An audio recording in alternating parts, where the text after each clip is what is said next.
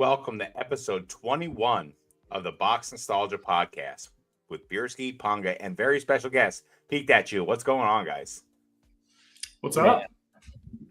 Back to lives, huh? We took one hiatus because you think work's more important than the podcast, but we're back to the live. We have a great guest. It's my first time being on a live with him, so I'm very excited. I think we got some fun tier lists, some fun items of the week, some crazy prices that we're going to be discussing, so I'm super excited. Dude, the hobby is going brr right now. It's crazy what's going on.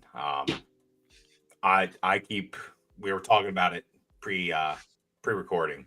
Pokemon Center ETBs are going freaking bananas right now. It's absolutely insanity from what they were 2 months ago.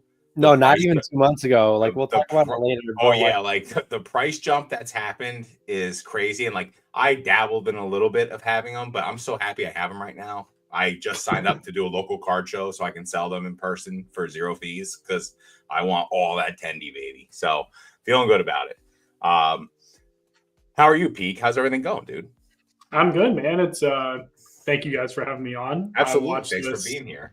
Pretty regularly, so I'm excited to jump in. I think the last time Bierski, you and I talked was on your channel. I don't know if this is on. I think this is its own channel. I could be wrong. Yeah, this is boxed. There's so much content to follow. It's like I don't know whose podcast or whose Instagram or whatever I'm doing, but I remember us doing an episode together, and then like you said, Ponga, it's the first time we're actually like on live together. So I'm excited to talk about all this madness, man. This is a weird time, but good for people who've been in for a while and can kind of follow these trends. It's fun. Yeah, it's definitely fun. The trend thing is true. Like having been in for a little bit now, it's fun watching the ebbs and flows of the hobby. And I'm really liking the flow right now. It's freaking insane. It just always feels, and I know it's like what everyone says, but like I feel like I had a lot of stuff before these prices went up, and it's still like you just feel so unprepared and like you don't have enough. And I guess it's just the nature of things. What it is. I'm glad I still have some of the stuff. And we'll talk about it later, but I might be time to liquidate all the Pokemon Center ETBs because that is. Yeah, I think that's. Mine leave my possession normally before they've even. Mine are already sold before I even get them usually. Like it's that fast, and it's done privately most of the time. I'm not one of those people who, will I sell at the top, especially with Pokemon Center ETBs? Like I got Surging Sparks, got a sealed case, immediately saw $400, and I was like, this will be the quickest, almost couple $100 that I've made ever. And it was again sold before I even like pretty much it arrived, and the same exact day it arrived in the mail. I took it locally and just passed it off. I don't mind doing that. If you can do that enough times in a very short period, especially like now, why not? Yeah, I don't know. Absolutely. It's one of those no-brainer plays that you look at and you go, but you should have just been buying into because like it's not even no-brainer. Like obviously hindsight, but it's just crazy what the Pokemon Center ETB is doing. Well, you say that too, but you start dropping out like a couple grand into it, and all of a sudden they go back down. Or Pokemon Center just decides, hey, by the way, there is no more sold out button. Like it's just on here. It's just on, stuck with the bag, right? So I don't think that's going to happen, but that's kind of always my thought when it comes to that stuff. Is like, call it paper hands, whatever you want. If I can put paper in these paper hands quickly, like I'm going to do it. So I would much rather hold on to slabs and watch them increase in this particular market than specific Pokemon Center ETBs. Booster boxes I'm okay with, obviously things like that. But with Pokemon Center ETBs, that's the main one that's like, I want those gone as quick as I can. Now, I may eat my words seeing what happens. The prismatic ones, if I'm able to get those when they drop here in, I don't know, a few weeks again, hopefully I can get some. We'll see. That is a sealed case I will probably hang on to, only because it's that particular set. It'd be no different if I had a 151 case of those. Like those are ones that I could see myself sitting on. But the rest of these sets, I'm not as. Surging Sparks is very confusing to me. I don't understand. It's not. I don't even really. But what is it? I don't think it's a great set, and the prices for it are crazy. Like it's a Pikachu that you can barely see. on a blue background, not even on a white background. Wait a second. No, wait a second. It's not just the Pikachu though. Like the Latios and the Latios, I get you there. I understand, but I just that set doesn't feel like it has staying power. I don't know. I've probably opened well over 1,000 packs, and it's actually pretty fun to open. Okay. So I'm only like 60 packs in, obviously, not in the thousands, but yeah, the Latias is definitely like probably one of two of my favorite cards. The Pikachu actually isn't my favorite card. No. I do like the Pikachu EX more personally. I bought a few of those and sent those off because I like that card. But I don't understand. Here's kind of my thought. I think that the pricing that we're seeing right now is less about the set and more about the timing of people buying into Pokemon. Personally, I think it's the newest thing, and it's literally just came out right when, for some whatever reason it may be or reasons, people are just diving into this hobby so hard. I mean, I have not seen anything like this. Even 2020 boom, like I've never seen it like this. Like everything seems to be liquid. Everyone who's ever even seen a Pikachu sticker is like, well, maybe I should look at buying cards. Maybe I should look at ripping packs. Like it's very strange to me versus before it was like, all the people who had it as a kid were into it and things like that. But I couldn't tell you how many people I've talked to now or just kind of seen them, like, grocery stores are the greatest because you can see, grown men who are very embarrassed who like they creep around the toy aisle. They don't really like, they're kind of just eyeballing it out, making sure nobody's there. And then they slowly go over there and pretend they're looking at like dinosaurs or whatever, but they're looking for Pokemon cards. Like it's very obvious. I don't know. It's a weird time, man, but it's exciting. It's fun to see, honestly.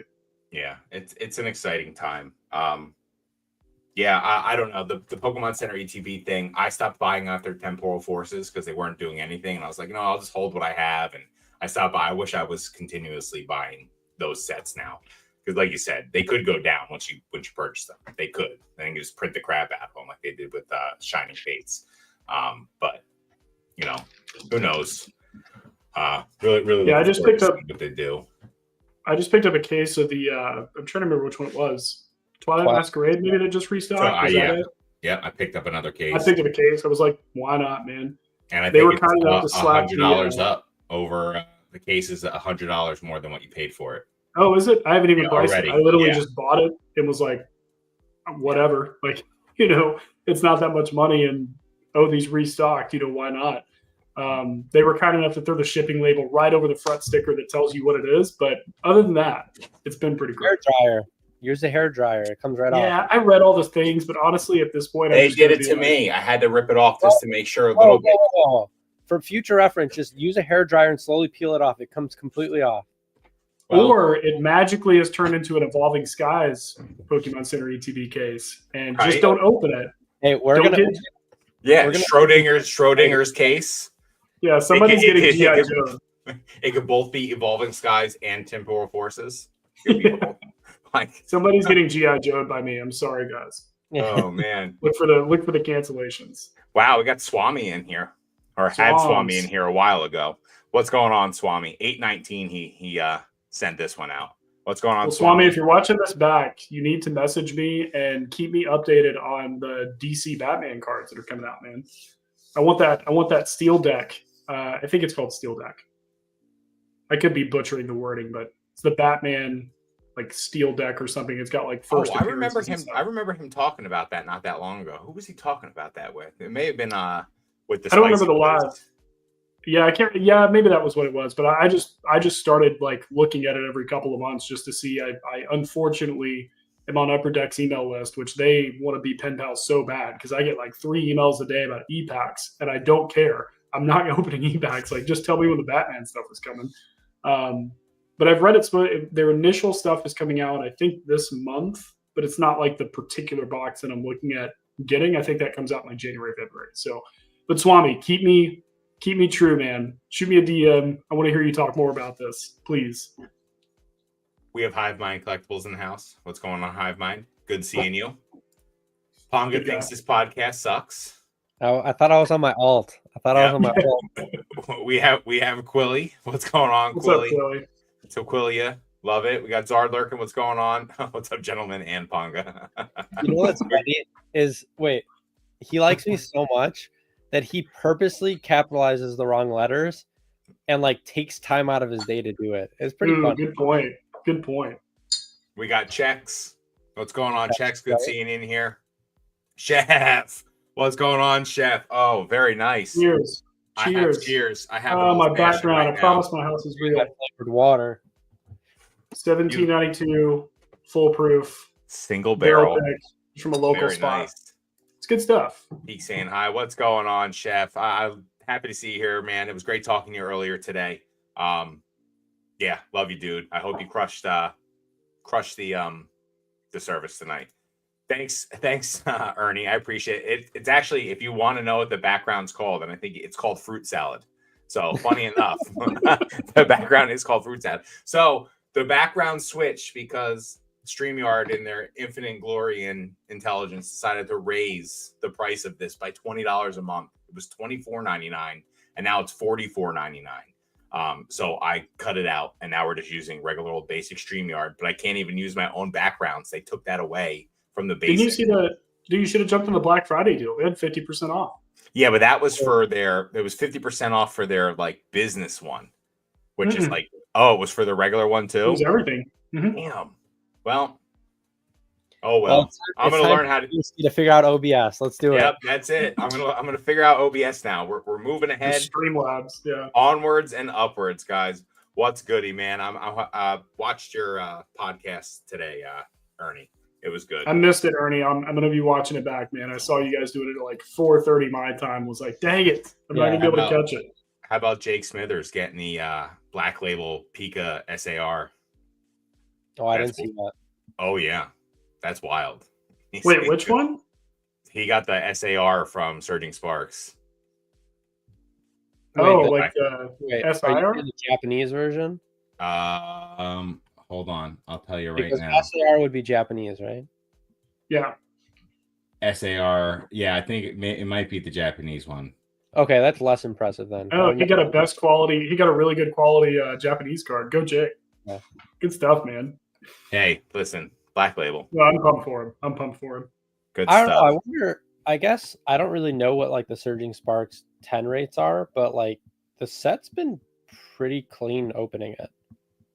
So I don't know what they did, but I would agree. I don't know if it's that it's had less time to like. This is probably really a strange take on this, but my thought is like as soon as you can get it, as soon as it's printed and shipped out, maybe it's just had less time shaking around boxes and moved around and like all of that. And it's like you get it as quickly as you can, and that's when it's like good. But then the other ones that sit at distro and like the warehouses, they're getting moved to make more room for something else, and maybe it just, I don't know, maybe that makes them cleaner. Or they just changed the blade right before they printed it. That's true. We should be asking Jake for money. Felipe saying he is the great man of the week. I mean, yeah, I love it. Love it. He's a good guy. Even though I did ask him to send me a card when I bought a signed card, which apologies, Ponga. I need one from you. But yeah, whatever. I bought some slabs from Jake, and I was like, hey, can you sign a card for me? I've got a binder from the 04 World Championship that I put all my signed cards from all my friends and stuff. This man just sends me a blank, his business card with no signature, nothing on it. I was like, Jake, what are you doing? And I think he just laughed. I think he just laughed at my message, and then we've never talked about it since. That's great. That's a total Jake Smith move. I know, and I got mad at Ponga because I bought some stuff from Ponga, and I was like, dude, where is my signed card? And he was like, you didn't ask me for a signed card, dude. And then I went back in the messages. I was like, oh, I completely forgot. So, I was buying so much. I was like, I don't know who I'm talking to. Yeah, dude. Well, the buying can get out of control sometimes. You got to buy from here, buy from there. Next podcast from Jake Smith Cybertruck. I've been seeing them everywhere. These freaking things. There's one in my town, Belvedere, New Jersey. There's a Cybertruck. Like, what are we doing here with that? Like, what are you hauling around here with that? All right. Not getting a car wash. No. They, all right. They break if you get a car wash. I don't know if you know that. They break? Yeah, they stop working. It says it's part of the manual. The warranty does not cover it. If you take it through a car wash, it will literally shut down. I'm a big Reddit guy. I'm a big Reddit guy, and there's one called Cyber Stuck is the name of the subreddit, and it's all the problems people have with them, and it's a good read. Every time I see one, I just have a really nice chuckle. I'm like, wonder what's wrong with this one. I got rained out today, and I drove home, and I was like, buy one. And I really took the time to look at it. It's an ugly ass vehicle. There's nothing nice about it. It is literally, they squared everything out, made everything angles, even down to like the fender guards are squared out too. It's the most outrageous looking thing. All right. We're going to segue from our segue at the start of this show. And we are going to go into our first segment, and that's item of the week. We're going to let Peek take the item of the week because he is the guest. Peek, item of the week. Yeah. So you told me to bring a nostalgic item. So I got two because one is Dragon Ball and one is Pokemon. Obviously, it's a Pokemon podcast. We got to do it. So my first one, and I'm hoping you'll be able to see it. Maybe not. Are you guys getting an echo, or is that just me? I'm getting an echo, yeah. I don't know where that's coming from. That's weird. Oh no, I'm disappearing now. Maybe. There you go. Oh, you can kind of see it. Okay, so this is it's a PSA 10, auto authenticated Sean Schimmel Goku card. So this is Pop One. So it's a Super Saiyan 3 Goku Judge promo from the very first. This is Volume 1. These are the first Judge promos, which if nobody knows that about Dragon Ball, I wouldn't expect you to when it comes to Super, but basically they are like staff promos. So they were given out to stores to then give out to judges who judge the TCG game. The big thing is they came out in 2017. Nobody was playing Dragon Ball in 2017. So you can't, I think there's one pack of Volume 1, which is basically you can pull one of 4 cards. I've got 2 full sets of them graded in a 10, but that one pack, I think they've got it priced for like $2,000 because nobody's going to have one that's not open at this point. Okay. So I cracked this as a PSA 10 and I took it to Dallas CollectCon and had Sean Schimmel, the voice of Goku, actually sign it. And that was like the reason I mean that's so nostalgic is because Dragon Ball, I actually like that IP and more of a fan of that IP than I am even Pokemon, just because I grew up as a kid. I would like get mad at my mom if she didn't put the VHS in to record Dragon Ball when they like made a 30-minute time change and I wasn't there in time. I was like, I can't miss it because then I'll have to wait for the entire season to start over again.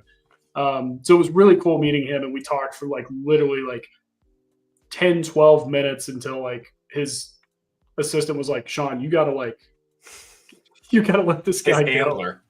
You need to sign more.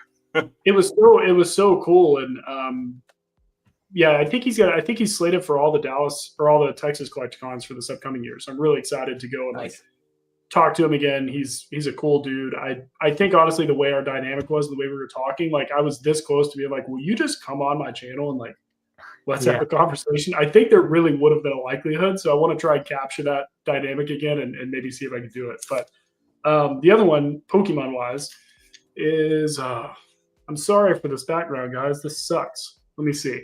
Oh, and you're gone. Cool. There you go. Gosh, hold it like in front of your chest. Let me see if I can change something. What? Hold it in front of your chest.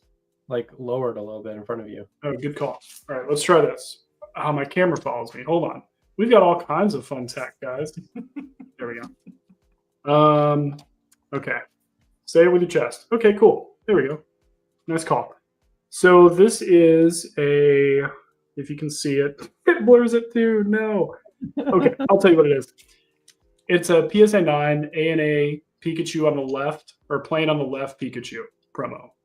The reason I like that one is when I was a kid, I used to look them up on dial-up all the time. I love ANA promos. I actually just bought a PSA 10 of the Zapdos, which I should have grabbed that, but I didn't. Because I was just trying to get stuff together quickly. But I used to look those up as a kid on dial-up and just like wait for the image to load because I didn't know anything about Japanese promos. And I was like, Japanese Pokemon or whatever. And so that's super nostalgic because as a kid, I always wanted them. But obviously my parents would never like order anything for me on eBay at that point. So yeah, so those are my 2 items of the week. The Goku Sig and then the ANA promo. The ANA promo is so fitting for you. I was curious if you were gonna put that up there. Why don't you have a PSA 10? It's like, I think it's like a $1,300 card in a 10 or something. In the Wait. 9, That's the one you've like tried to grade a couple times, right? Or is that no, that's the Mount Fuji. That's the surfing Pikachu from the JR Stamp Rally. That's right. Yeah, that is. I have someone who reached out to me who has a 10. They're in the UK, and it's that classic like conversation of like, what do you want to spend? Well, what do you want to sell it for? I don't know. What do you want to spend? Because it literally, like, there are comps. Like, it's just not one of that's like, unfortunately, the world that I enjoy diving into is like, what do you want to sell it for? I don't know. There's literally zero sales data. So that card would be like one of my all-time grails for sure. But the A&A promos are definitely like the other sets that I just love as far as promos, all from 1998, preferably. This one's 1999, but beautiful arts, cool story. I'm a fan. Nice, very good. Bonga, you're up. Yeah, so I chose to pick a sealed item like usual. So I forget the exact name of this, but it was like the VMAX collection box that came out with EV Heroes.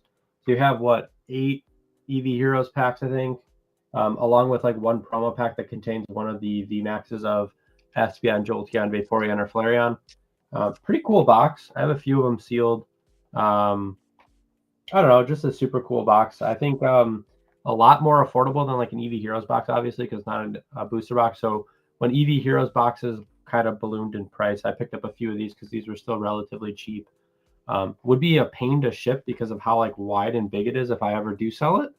But I thought it'd be cool to pick up a couple of them. And I like the idea of, the VMAXs of the Evolutions being exclusive to this box, I believe, in the promo pack. So I think that's cool as well. But yeah, pretty cool box. My Nice. sealed I love.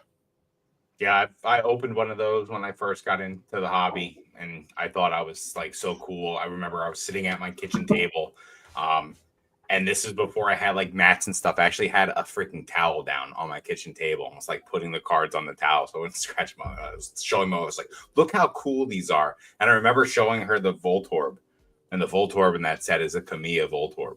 And I was like, it's just so cool. And I was so amped up about it. And it's just a cool memory to have him pull that out was pretty awesome. So, all right. My item of the week. Speaking of nostalgic stuff, and we're talking about booms and whatnot, my first mass graded play in the hobby was SVP 001s. This is one that I bought back when I first got into the hobby. And I just recently graded it.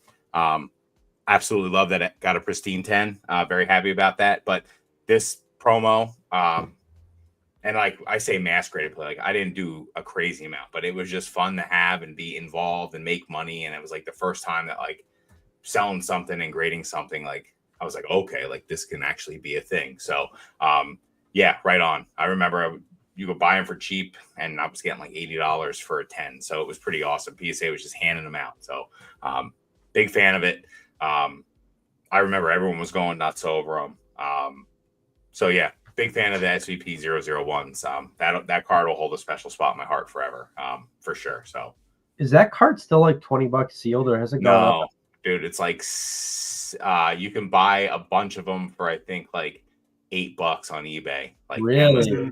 They're pretty cheap. They were now. $20 for a very long time. They've gone down. Like a 10 in it is $35. PSA 10 is like $35. Yeah. So pristine 10s are like 60 maybe. I could be wrong. And then black labels are like 250. I looked today, like 275. That's keeping like buy more, I think. I'm gonna pick up more of those. I was literally searching today and seeing like how I could source them and how easy it would be just to get them. Like there's a shop from eBay that I use for stuff like that. And they don't really no graded cards in their stuff. So they're just like selling that crap as much as they can. And yeah, that card's got like probably like a 90-something% 10. Oh, dude, it's filthy. It's definitely over 90%. Yeah, it's super high. Like, and even the CGC, like the pristine 10s, it might be worth the play just to buy like 100 of them and send them all to CGC and get the pristines and just clean up. Because grading now is like $9 if you have the membership through CGC. So yeah, it is interesting to see like Japanese modern obviously going down like quite a bit when it comes to, obviously what it was. But I guess the big thing is like, because there has been some Japanese vintage I've been picking up that also has gone down. I don't know why, but it's like, I don't know if it's getting dragged down because of the modern product, but it's so nice to be able to go and see prices that are literally half of what they were like less than a year ago. One of the things I reposted a story today, shout out like Kanto Shark. So the Mew Play promo is my all-time favorite Mew card ever. And I want to say it was like 3 years ago. I was DMing Pokemon Steven, or whatever his full name is on his IG or whatever, but Steve, Australian Steve, you know what I'm talking about. Mm-hmm. I was going to buy a 10 copy for $1,800, and that was like maybe 3 years ago. And then that just sold for $1,950. And that card literally last year was $4,000, $4,200, I think, at some point. So it's insane to see some of these cards like going for what they are, because I mean, there's just so many opportunities for promos on Japanese, because I think the set cards obviously tinting so often, it just floods the market. And especially with everybody buying, I mean, Japanese boxes are $50. Like, it's insane. And people just pull all the hits, they grade all the hits, they all hit the market, and then all of a sudden, I guess people just think Japanese isn't worth anything, or it's not supposed to be worth as much. It's a good time to be a good vintage Japanese collector, I guess I'll say. The plays are being spilled. Wow, look at these absolute studs. What's up, Benji? Happy to have you here, buddy. Thanks, man. All right, yeah. So again, it's just to show one more time. Love the card. Think it's great. I think it's going to do well in the long term too. Especially with all these graded cards that have 10,000 pop, 20,000 pop. This card's in that territory, and then some. So I think this card, let's give it the next generation, and people will start clamoring for it because it'll be not as available. And I just feel good about it long term. So, how do those do at shows? Have you taken any to like in-person shows? Like, I'm curious how that does versus honestly, this is the last copy I have, and if I start, really? Okay. Oh yeah, like if I start doing that, it'll be for future reference. But Battle Fiestas came back to Earth too. Koro Mew as well. Dude, yeah, he's 100% right on that. Battle Fiestas came down quite a bit. It's just so interesting to see, because it's like the rarity is still there. Like, the 007 Play Mew, the 7,000 point, it comes in a sealed cellophane pack. Like, and the quality is like, I don't know if I need to watch my language on here. No, it's not good. It's dog shit. They're all like destroyed, and the cheapest price you can find is basically like $1,300 or $1,500 for a sealed copy of it. And then if you find like a raw copy, someone selling it, makes no sense for you to buy it, because I think there's certain cards that there's so many minty copies have been graded. I'm so wary of even looking at a near mint copy. Like, why would anybody not grade that? Yeah. You know, and buying them from Japan, it's fine, but like, I don't know. It's just interesting because the rarity tier of those, it's not like the pop is going to explode, and they were already valued at this price at some point. And it's like, they're 50% off now. I just don't get it. And unless I've kind of tried to really wrap my head around it, being a Poke Boomer, I'm just like, maybe these people are liquidating all the copies at once because they're trying to buy the modern stuff. And that's what's bringing the price down. The modern stuff is definitely destroying the values of vintage, because everyone that's coming in right now is just solely focused on modern. Like, I don't know, like just from streaming, like if you stream and you stream vintage stuff and your base doesn't have any idea what it is, they will let vintage cards not get bid on, and you're happy that they didn't get bid on, because you realize that if one person bid on it, you'd be fucked. It's amazing, like what the people coming in to the hobby now, like not many have any knowledge or anything about anything previous. It's just like all the people that had that knowledge came in during 2020. Like, and I think they're still here. I just think that there's too much money to be made, too much quick, very fast money to be made in modern now, that it doesn't make sense. Like, if they're thinking like maybe someone like myself, I I didn't necessarily avoid modern. Set cards just didn't interest me necessarily, like chasing hits. Obviously, I liked the art for a while, but then they just started coming out with like banger art after banger art after banger art. And then 151 came out, and that just kind of changed the landscape. And my mindset, which I think this is probably a fairly common take for people who have been in for a number of years and like that type of stuff, thought like, I'm just going to make enough money with modern plays. I'll go back and buy the card later. Like, I'll take the L now. I bought it for 4,000. I'll sell this for $3,000 because I'm just going to buy a bunch of sealed cases of modern and make a ton. And then I'll buy it back and I wash my hands on it. That's what I think is, again, it's just speculation, but it's kind of my thought is like, it makes sense because anyone who is, or who was anti-modern, quote unquote, like if you still are saying that, like you're crazy. Like there's too much money to be made. That's where all the demand is right now. Everything new, that's what people are focusing on. I mean, there's still big sales with vintage, but like, I feel like we're all so desensitized. Like the next time I see like another like, $300,000 card sell, $100,000 card sell, maybe even as low as like $20,000 sell. It's like people don't even pay attention to it anymore because it's like it's so far outside of their price point. They're like, I kind of like the idea of like, I don't know, the $300 Zard from Obsidian Flames or something, something like that. It's easier to stomach and it's more, I'm not buying a $3,000 box to pull it. So all those things kind of make sense why everybody's kind of paying attention to modern at this point. I don't know if you guys think similar or I mean, I'm just kind of talking like rant style, but no, we love the rant style. I think the point you just made on the vintage card with the prices that like they're just sold $150,000 copy of a tag 10. Yeah, first it's edition the highest rated. Right. I literally looked at it and went, that's nice, and scrolled right freaking past it, man. Because like, how many times are you gonna see it? And like literally $1,200 a case. Who cares about that stupid Charizard? Just swiped right. I went, oh, that's interesting. Looked at the tag, like, because it was the tag X graded, whatever. It had like the numerical value in the UR code. And I was like, okay, and then swipe. And that's like literally what I did. Because like, again, I'm not buying $150,000 first edition Charizard. Like, it's not happening. You're buying 100 Moonbreons. Come on, that doesn't make sense. Yeah, right? Like, like for real. Like, it's just crazy, man. It's so incredibly insane. All right. Let's see. All right, we're going to move on.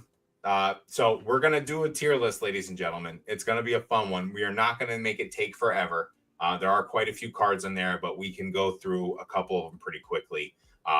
It's cards that people have seen, but it's Can fun. I say something real quick? Yes. I was rewatching you. You guys had Dan on. You did your meat tier list. Yeah. And so I was like, okay, cool. I watched like a few minutes at the beginning, and I was like, I'm going to skip the tier list and go to the next one. So I skipped like 15 minutes. Still going. I went like 30 more minutes. Still going. I think I went up to like an hour, and I was like, I still see meat on my screen. I just want to say something. Listen, that has 1,600 views. Okay, no, that's our biggest view video. I love it. It's just funny that you mentioned because I just immediately what came in my head was like, how many meats did they go through? I didn't even go back. I was like, I don't think I could laugh. We went through like 8 meats. There was just and it wasn't even pictures of meat. It was just the animals the meat came from. Just the animals. That's awesome. All right. Congrats on the views, by the way. Dan's a celebrity now, man. Dude, Dan's crushing. He's got like 150 people watching right now. Good for him. Yeah. All right. Tier list. World's promos, ladies and gentlemen. Yes, that's where we're going. We're going to bring it up. As you can see, there are quite a few on here. But again, we don't need to go that quick. It's actually, there's not that many. 3, 6, 9, like 12. 21, I think, or something. Yeah, we can get that done in 30 minutes. And then we have a ton of other shit to talk about. So, all right, let me actually take this tier list promo thing off because it's covering Peek's face. I'm in for the long haul, so let's do it. Should I? I should have done every stamped version. Then we could have like done like 100 of them. Taken all day long. All right, Peek, you go first. Pick whatever one you want. Let me full screen you here. Are we just? What are you gonna do? Are you gonna pick one and then we just pick, or so we let you pick it. So you pick one and then we'll talk. You talk about it and then we'll rate it. Okay. I know it's a little smaller with these. It's less. Well, you know what they are. I don't even need to Let's tell do you. 20. Let's do 20. I don't have them all memorized. I'm not that much of a encyclopedia. Let's do 2010.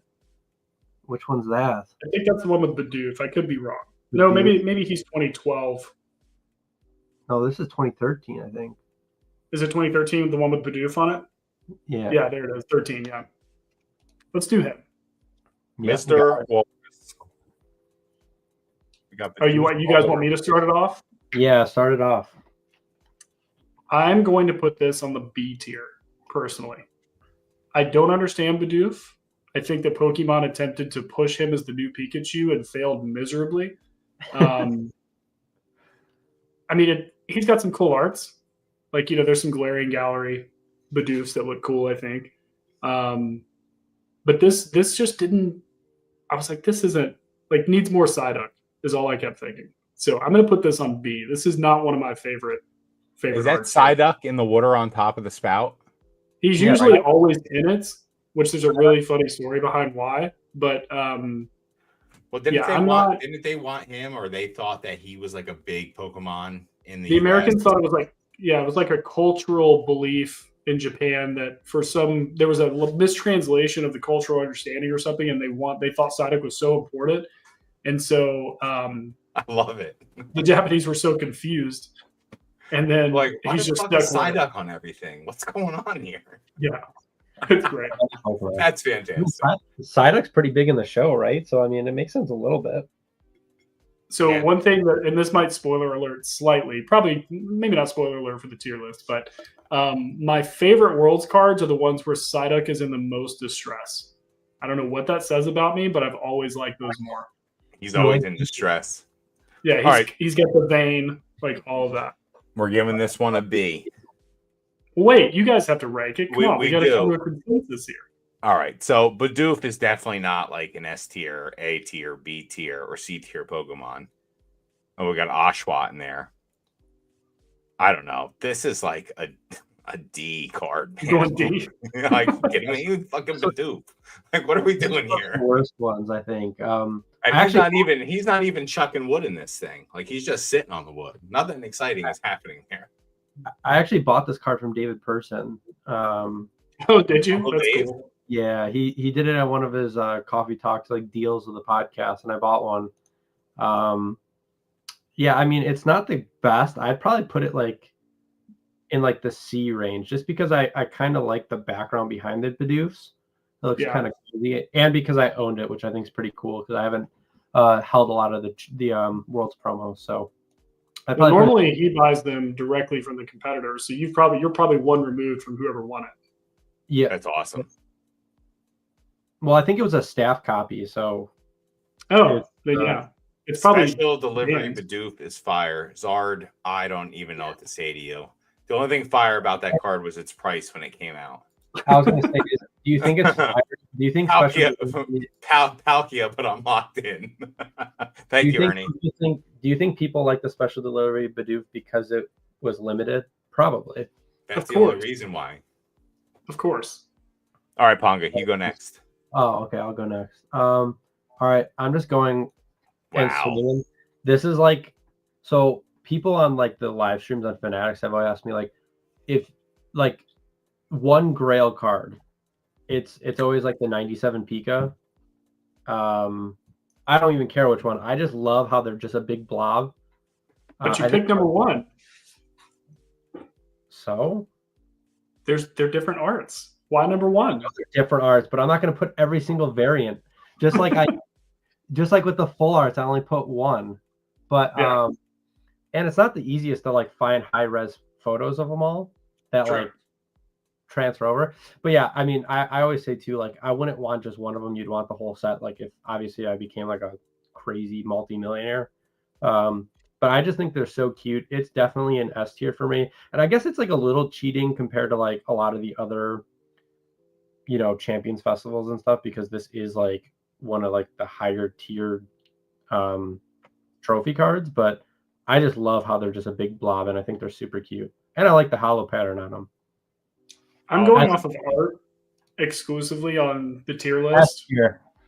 Outside of value. Yes, I mean it's got to be S tier. 97s are the greatest cards in our entire hobby. Like, I agree. you want anything that's literally Pokemon, like this is it. This Yep. and like Tropical Breeze, in my opinion. But this is my third favorite art out of this particular 1, 2, and 3. Yeah. Number three is the greatest art that's ever been made of Pikachu in this entire hobby. By far. That's like, whatever's higher than S tier. That's like epic tier or something. But this one, I was speaking 97. I love Chunky Chew all the time. It's S for me, without a doubt. Yeah, I agree. I actually do like the number 3 better as well. But for some reason, a lot of the pictures have like the 3 of them together. So I guess I could have cropped it, but I just picked an easy example. But I agree. Definitely S tier. Why are we even talking about this? It's an S tier. I got you guys. Pongo's about to throw up in his mouth. That's awesome. I was about to leave. I was about to go. Oh, that's good. Mirski's like, half the art, bro. What are we doing? Yeah, what's going on here? This is the guy that would do something like that. Be like, oh, they wanted an S tier. I'm going to put it in Y tier because it's going to be funny. No, they never do it for that reason. I like peas more than stuffing. That was because peas is subjectively better than stuffing, dude. Just pick one out there, Pongo. I just want you to pick any one of them for me. I don't care which one, because I don't. Okay, we got a little score bunny. This is the London copy. Yeah. I have one of these. I bought one of these from Dave. Pikachu's got a shock face going on. I don't know. It's a good art. See?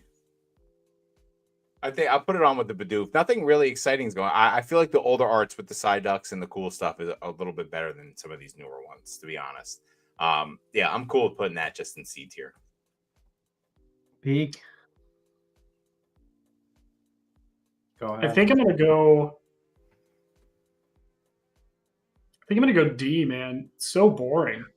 It's just it's not a like good it looks art. it looks like if you remove the stamp, this would be like an uncommon card in a set. Yes, exactly. It just didn't do it. I mean, now granted, 2022 I think is long term probably has some of the best legs out of any of the more modern Worlds cards because it was in London. It was like their first international, and it's like, since the original or well, actually no, not even the original, because 2004 is technically when Worlds started. So yeah, their first international. Very expensive to go there because it was in London.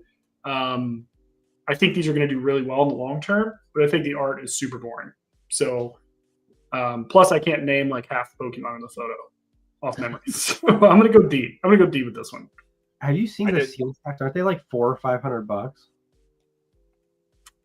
Yeah, that sounds about right. They're really cheap compared to what I was used to paying. Because I still follow like the vintage market of Worlds cards, but I'm not actively looking at a lot of pricing. But when I did some price comparisons whenever I bought this from Dave, and I was like, wow, these are cheap. Like compared to what I remember, like you couldn't get anything English, Japanese, or staff under like $1,000. Yeah. And it's like you can get the entire language set for X amount of money. Like that's crazy. But that's my vote. I'm going to go D because it's just super boring. I'm with you, D as well. Okay. It's one of the worst ones, I think. And just like who said in chat, it's the only one I own. Yeah, because it's cheap. No one likes it. So I think it will be a good one. I think the London 2022 is going to be a good year to have because it's the first one after the pandemic. Gotta go buy 10 packs after this. I think it's a good buy. I know somebody. They got 50 packs. If you want them, we can make something happen. Bulk deal, $200 a pop. Let's do it. Pongo, I think we're just gonna let you pick the cards. So throw them. All right. Yeah, good call. Yeah, it's easier with these. Dude, I love anything surfing Pikachu. Are you kidding me? Like I love, and there's some Psyduck in the back. Wait, can we talk about like? And I think I said this in another podcast. When it has like this art style that's like super cartoony. I know they're like all cartoons, right? But that's not the point. Like look at the difference between these two. You know what I mean? Like it's like super cartoony. 2D and 3D. Yeah, 2D, yeah, that's probably yes. I love this art style, by the way. Yeah, the art style is so much better. Yes, it's so much better. I'll put this in A tier for sure. Like I love this kind of art style. I'm gonna go A as well. This is one of the first years of Worlds promos that I started buying. I have the staffs, I had the English, I had the Japanese. These were very pricey cards back in the day. Oh, Pokénav raid. Nice. No, it's Dan's Oh, raid. Dan. Somebody Basic said Pokénav, but I don't know. Yeah, Dan's in here. Appreciate you all joining. Yeah, thank you so much. I gotta do a selfless plug. If you're new, please subscribe. Yeah, please. Oh man, 51 viewers. What's up, Look at you guys? guys. Woo!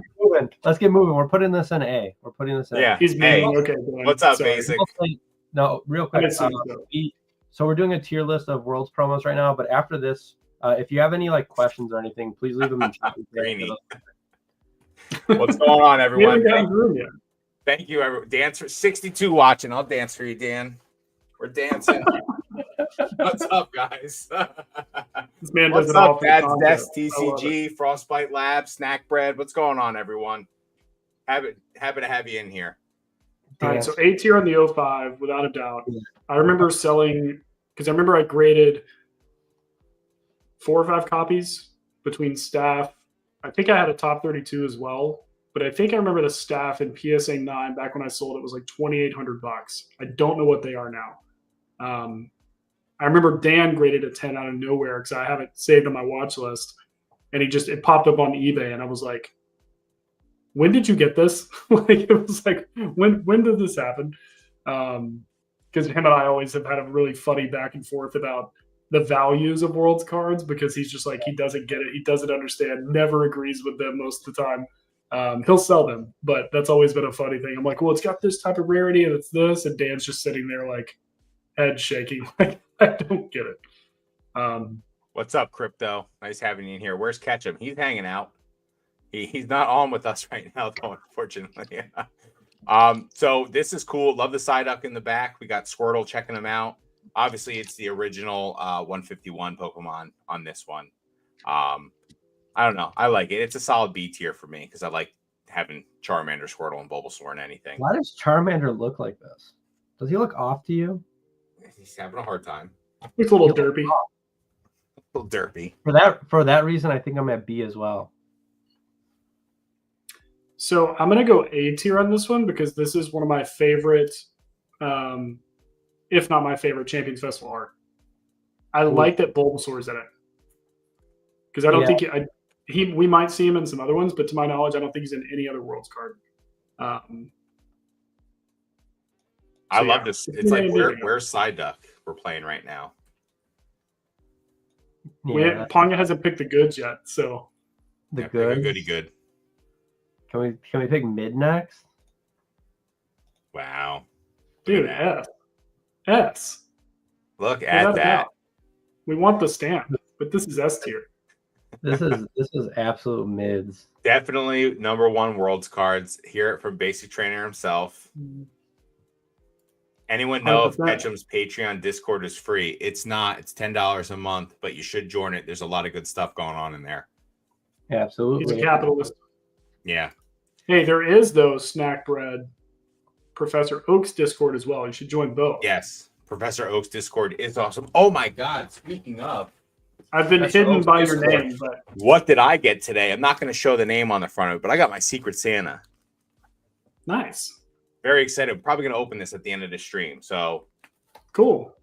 Well, Snack Bread, Professor Oak's Discord is free. It's free $99. So if you want to still have like a pretty good, solid community, that's a good one to join, man. Yeah, and that's where the Secret Santa came from. They run a Secret Santa every year. Oak's Discord, really good. All right, so we got Psyduck, Torchic, Mudkip. I like this one. Again, these arts are fun. These older arts are pretty cool. So I'm going to go ahead. I'm going to put this one in A tier as well. Oof. Okay. I'm going to put it in B just because it's Tropical Wind, but it's kind of mid. It's blasphemous, but I'll allow it. Well, you just like it because of its significance. You don't like it. There's no way. That's not Pick true. that number 3. Pick the number 3. Look at the art, though. Psyduck is in super Number 4. distress. Torchic is on top. Oh, this was. You said this one. Yeah, no, this one's fine. No, the number 4 is fine. These Shout are out so to Weedle's- cool. Wait, shout out to Weedle's Warehouse. This is his copy from eBay. PSA 10, baby. Shout out Weedle. Yeah, these full art trainers for the trophy cards are so cool. This past summer, I had the pleasure of being able to hold a complete set of 4 through 1 in my hands. Java Akuma was there as well. Bunch of other people. I think they were Charlie's. It was amazing to hold these cards in my hand, like some ridiculous kind of thing. I really love these cards. That experience was so cool for me. That it's a solid A. Like I like these full arts. I think they're really, really cool.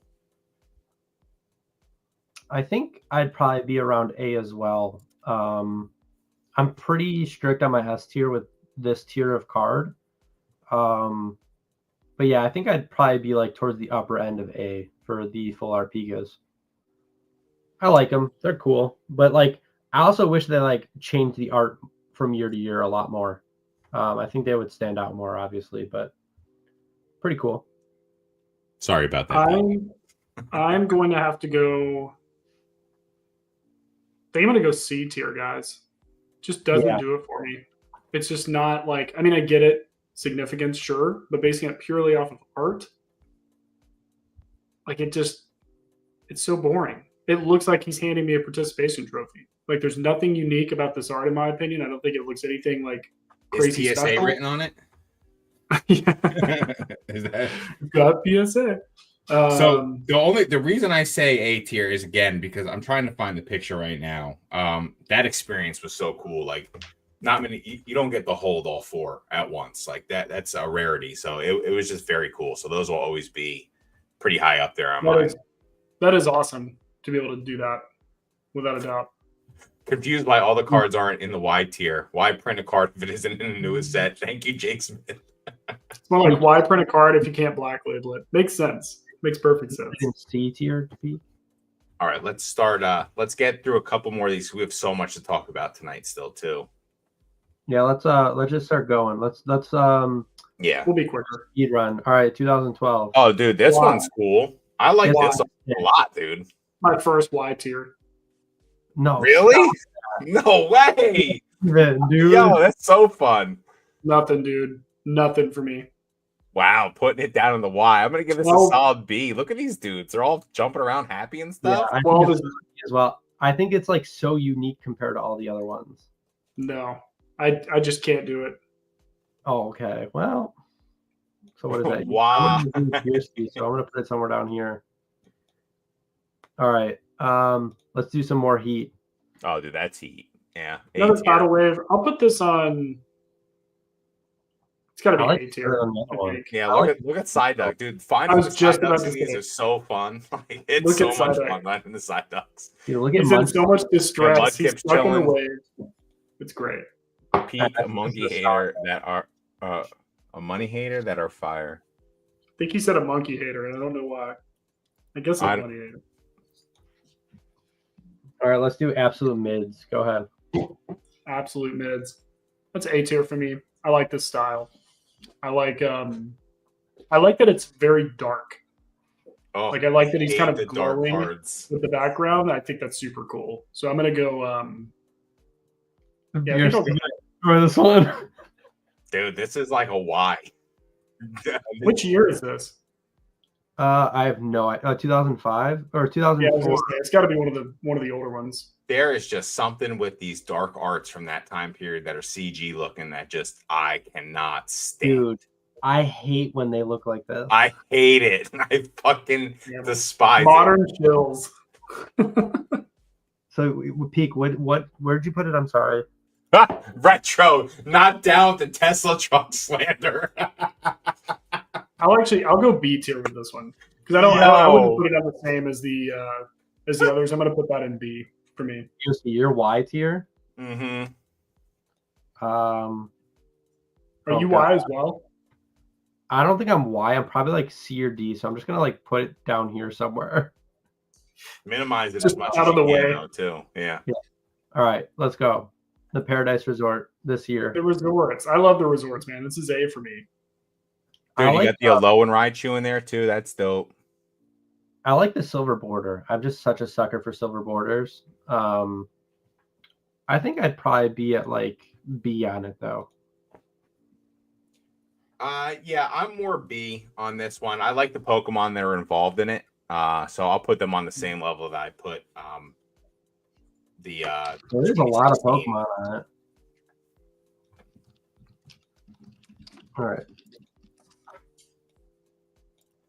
All right, which one? This is the worst picture of them all. This is like the only one I could find, but what is this, 2009? Oh, we got another Bidoof.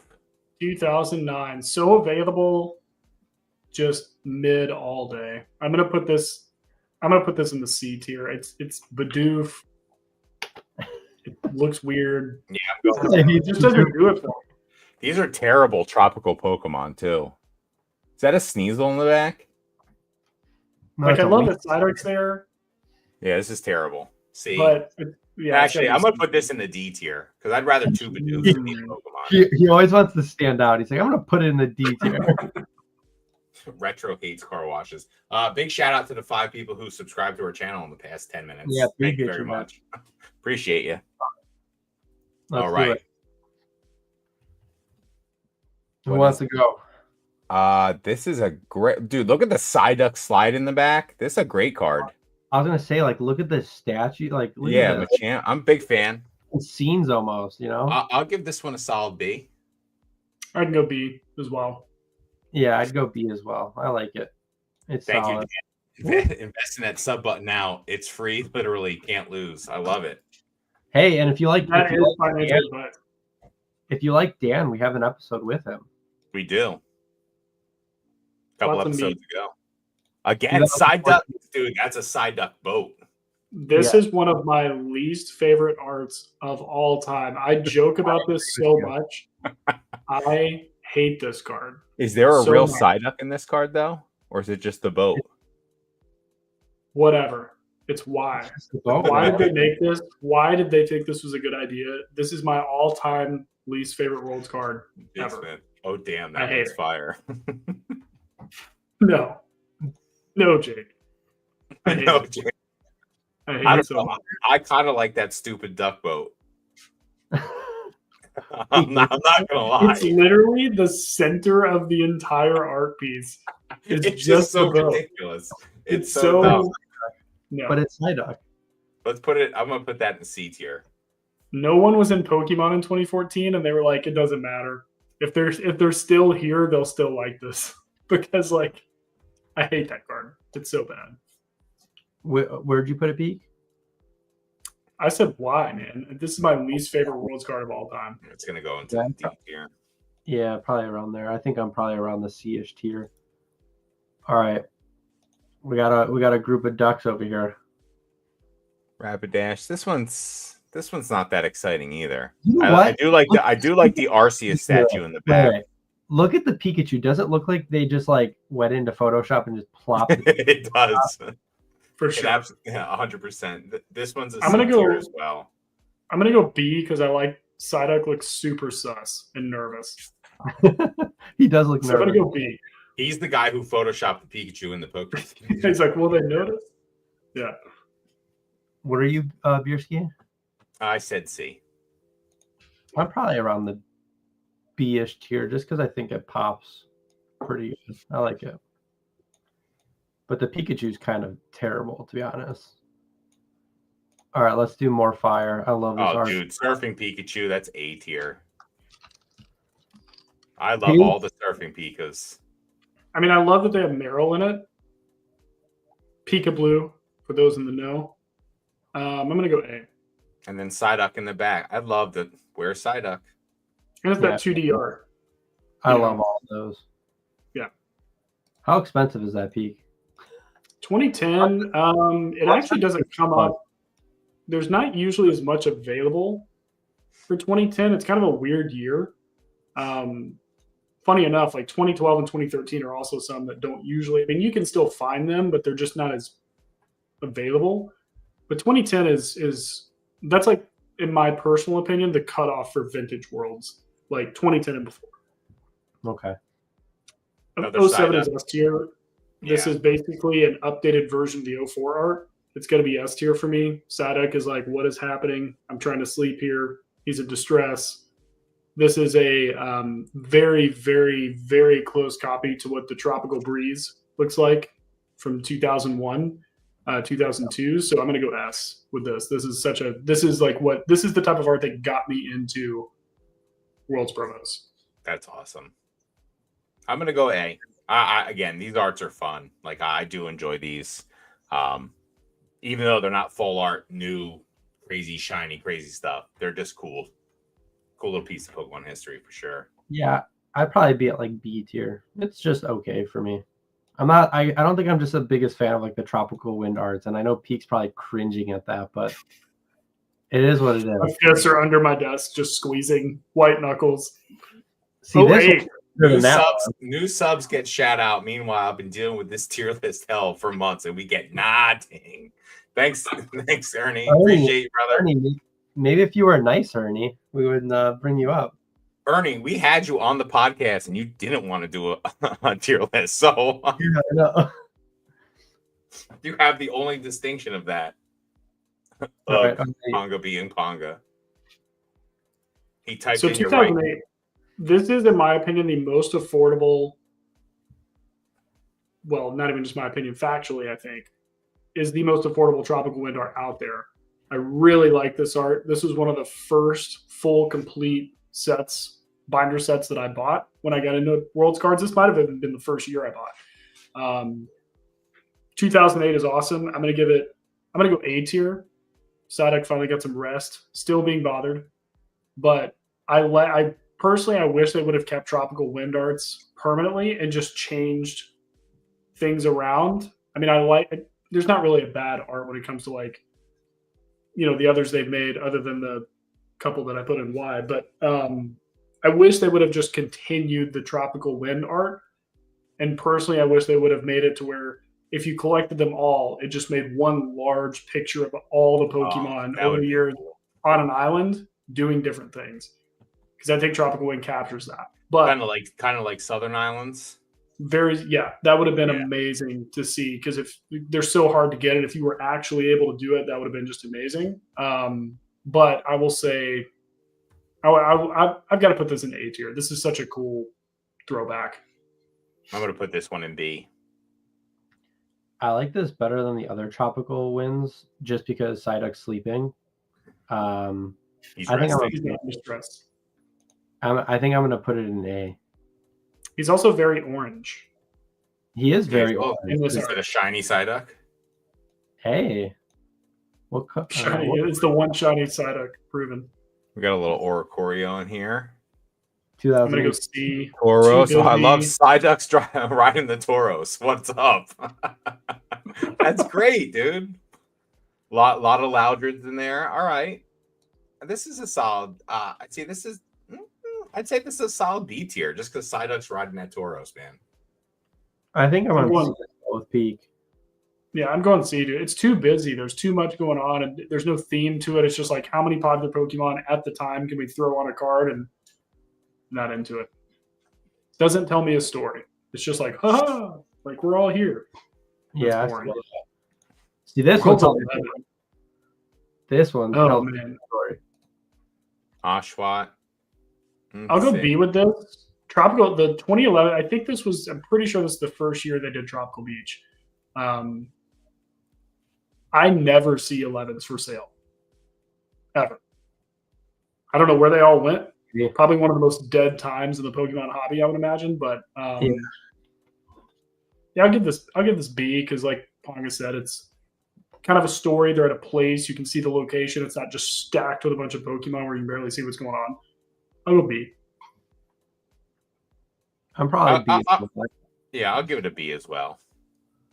I just think it's cute. Like I have like a soft spot for Black and White. It's like one of my favorite games that I played when I was younger. I think I was in high school when it came out.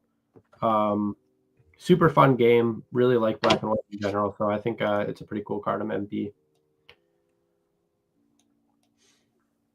And our final Worlds card. Final one. World's card. 2017. These are good dude. cards, man. Side Champions up, sweet. Festival.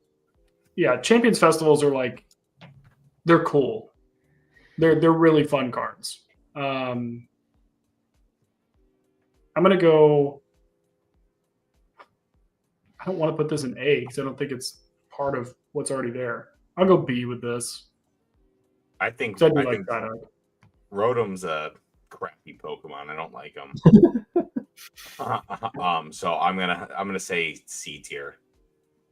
I'm at C as well. I like the I know it's not the Champions Festival, but I like I'm sorry. I like the Tropical Beach better that we just looked at. I think I put that in B, so I'm gonna put this one in C. So would you Peek, you said B, right? Yeah, That's not a because bad. I like Champions Festivals.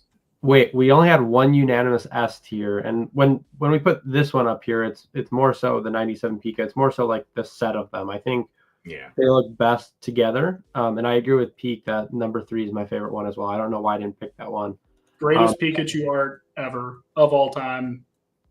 Yeah, If you've ever seen a number 3 posted anywhere on Instagram, I can almost 100% guarantee you there is a comment from me saying best Pika art of all time, best Pika art in the hobby, best Pokemon art in the hobby. I will always love that card. That's the peak. No pun I'm intended. glad we're aligned on that. And then like it seems like we were pretty aligned with like the tidal waves as well, which is pretty cool. The art style. I like this one the best one. Which year is this? 06. That's my favorite one. But Peek needs to buy me that one. Thanks. Yeah, let me get on that. I had a few of those back in the day. And then it seems like kind of a mix for the rest of them, depending on what Pokemon you like, really. And then obviously we have the tropical winds that are all mid. So you know how it is. No, good list, guys. I hope everyone enjoyed that. Yeah, try not to take forever doing those lists now. But now we're gonna get into some juicy juice. Ponga probably has all these things pulled up still, so we're just gonna run right into this. But guess what, everyone? Price is fucking going up hard. So like Ponga's gonna be sharing some stuff.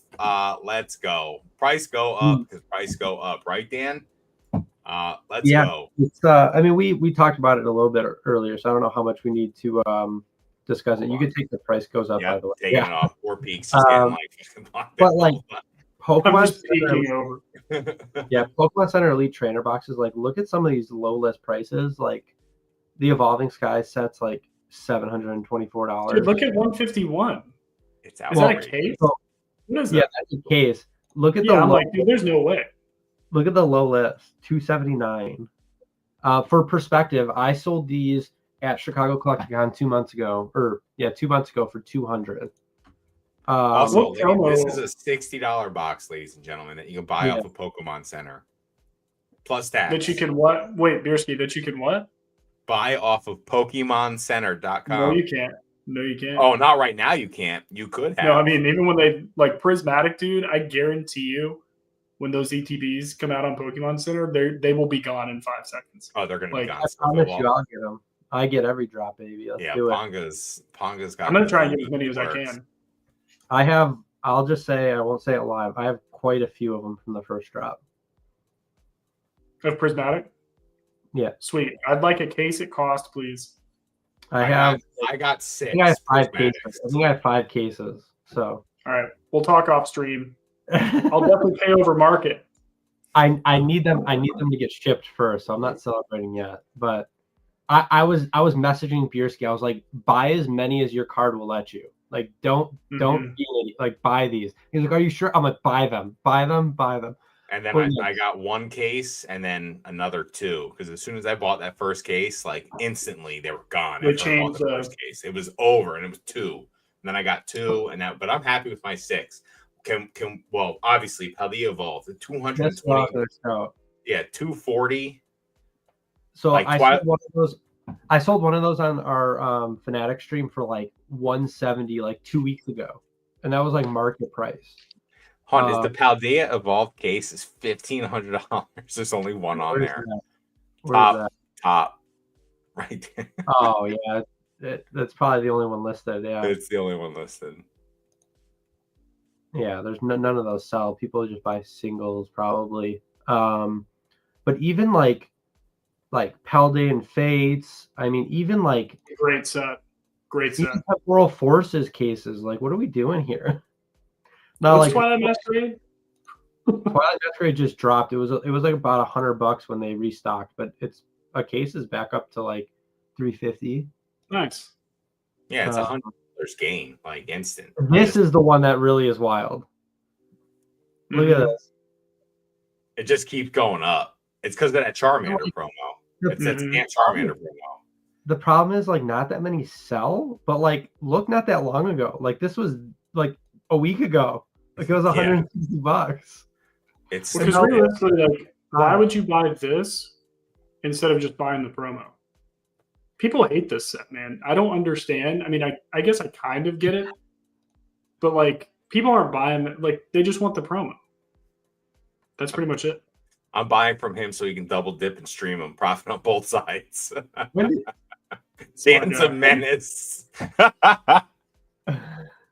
When did praise Arceus? you want to buy all my Pokemon Center ETBs at 80%? I will sell every single one I own. Yeah, Dan. I will also sell you all my Pokemon Center ETBs at 80%. And then I'll sell them on live, and you can make all your money. I'll actually sell mine to you at 79%. Except for the one case that Pong is selling me of Prismatic. No, we know, Dan. But like even like older stuff, like the Celebrations one is like, you know, I mean, it was at $100 for the longest time. Now low list is 130. Dude, this is vintage now. This is vintage. We've left modern if you're going back to Celebrations. Like it's old news. People forgot about it already. I mean, of course, but like at the same time, I'm trolling because it obviously is very modern. That promo is $123. Well, low list is like 110, but lightly played. But like, how much is the 151 ETB? Violet Base, dude. Even Violet Base is 140. Yeah, I have one of those. The Cryogon not getting as much love. Look, even Fusion Strike's at 100. Now, yeah. So, and these ones don't even have Pokemon Center exclusive promos. They were available forever, dude. Like, it is. I mean, hold on. So, Lost Origin is still on. I'm pretty sure it's still on Pokemon. It's not on Pokemon Center anymore. No, dude, no way. Even the regular ETBs sell out like immediately. They recently sold out, though, I think. But it's just absolutely wild. We were looking at this before the live, but I was like, we need to pull this up. It is. I thought I was smart selling like 151 for like high hundreds, 200. I still have a couple, but like, it's absolutely wild. It's getting to the point where like I'm uncomfortable having some of them, which is weird for me because I love my sealed stuff. Everyone knows I love my sealed stuff, but I just like can't justify having Obsidian Flames Pokemon Center ETBs that are $270. And I'm sure they're like cheaper on eBay and stuff. Like that's how TCG Player is. But I always sell my sealed stuff on TCG Player, so that's kind of where I price my sealed stuff at. It's just absolutely wild. The only ETBs available on Pokemon Center right now is Astral Radiance. That one looks like the Lost Origin one. Astral Radiance, Shrouded Fable, Shining Fates, which will be there probably forever. And that's not a Pokemon Center one though. That's a regular. No, that's just regular. Oh, so there's only 2 Pokemon Center ones. Oh wow. And I don't think they have any promos in them. If I'm not mistaken, the only one that does is the Shrouded Fable. Which who cares? Yeah, I don't even. What is that Pokemon? Oh, it's Iron Moth. Yeah. Oh, that's terrible. Exactly. When you have to leave, what is that Pokemon? It's pure Chiron. What the fuck? Why no idea who that is. Pokemon. What do you think? What do you think these are going to be at a release? You have no idea, do you? Dude, I'm happy to tell you after I buy the case from you. I don't know. I'll give you my honest opinion.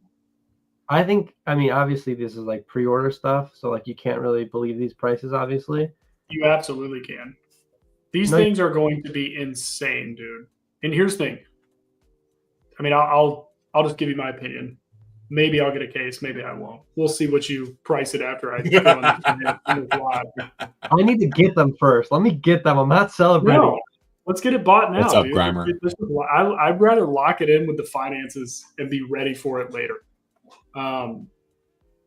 I think Prismatic for each one, and I will. You don't have to pay. Lock in the price. I will not do that. But here's the thing: I think Prismatic Evolutions is going to be the catalyst for like the biggest year in Pokemon we have ever seen ever. I think this set is going to be the biggest set that any of us have ever seen, price-wise, demand-wise. I think these Pokemon.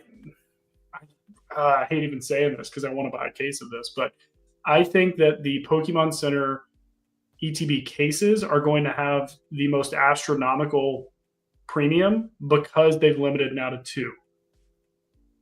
And they did that after the initial pre-order. So if Pokemon Center keeps just the original, like that first launch of pre-orders or whatever they did it, and they kept it at 4, and they don't change that, sealed cases are the most in-demand item ever. And I think those are going to be massive. I think in general, this EV promo is going to be probably a $200 card in my opinion. Raw, that's my prediction. I think that these ETBs are going to be, I think they're going to be probably 300 plus. Like, no problem. I really do think 250 at release. I was going to say like 200. I don't know, man. I think that I've never seen demand like this. I've never seen like literally like I have tried to order. Yeah, that's true. Whatnot sales don't count, dude. They do though when you're ripping. To be fair though, that's the average. What are you talking about? That's where most people are buying right now. Every set that sells early sells for those prices. You just know it now. That's not true at all. Okay. Paradise Dracona did not sell at $100 a box, $150 box release weekend. That's not true. Any set that's semi-popular sells for a crazy amount on release. Like people are buying. What was the last set that did that? No. Japanese. People were buying it at 150 on release only on Whatnot. It was widely available at $50 and $60 a box. Like widely available everywhere. Yeah, but people were paying $100 to $150 on Whatnot, dude. What were you guys selling it on Fanatics? I think Dan said that PK was selling for $100. So, like, what are you talking about? That's the price that people are paying. We didn't sell it until yesterday, and it was $80 a box because restocking it's like $70 now. Yeah, I would say it's like 60 to 70 bucks already. So that makes sense. So like, just keep selling, make the money. What are we talking about here? This is the biggest release that Japan's had in a while. But using like Whatnot sales as like early like that doesn't count. Like that doesn't count. And yes, I agree with that, Retro. Like people act like Japanese is dead. Like it's just normal pricing again. This is what pricing was in 2020, 2021 when I was accumulating all my sealed Japanese stuff. This is normal. Like it's not normal for boxes to come out and be $100, $150, like 150. Like this is just normal. No, but this is so different. From over there. I'm just saying. I think that I'm just fucking with you, Ponga. It's like using Celebrations as an example. Like, Unlisted Leaf was selling packs for what, like $50 a piece. That doesn't mean Celebrations was like Celebrations was so widely available. You buy ETBs for like $50. Like, that doesn't mean boxes were $500 ETBs. Like, dude, I think this promo that is in this box and the set combined is going to make this probably the most expensive Pokemon Center ETB that we've ever seen. Well, the promo is every evolution, right? Like no, the promo is just Eevee. It's Eevee laying in the grass with a stamp. Okay. Pull it up. It's like it's a beautiful card. Oh, actually, no, Ponga, you did show me that. Flustered Ponga is hot. I think that English right now, I mean, I can't really speak as much for the Japanese market. I buy Japanese singles. I don't buy boxes. I just think with English, literally on like a full-on red line at the moment. I mean, even 151, dude. 151 is still like insane. And Pokemon is literally like, I mean, dude, come on. That's an amazing promo. That's right. That is an amazing promo. Yeah. Cha-ching. And with the theme of the set, like you have that with all the evolutions around it. Like, I mean, it's just I've never seen them hit a home run like this in a set. Like, it's so cool to see. And I think honestly, like they're gonna do it so right because we're gonna have Prismatic drop. What is that? January 17th or something? Yeah. and then I forget what the other one is after that. Something Friends. Prismatic's dropping, and then that month, like next month, the tag team set's dropping in Japanese, and then Rocket's coming in. Rocket. Yeah, dude, like and then Tonga said it to me before. 2026 is 30th anniversary.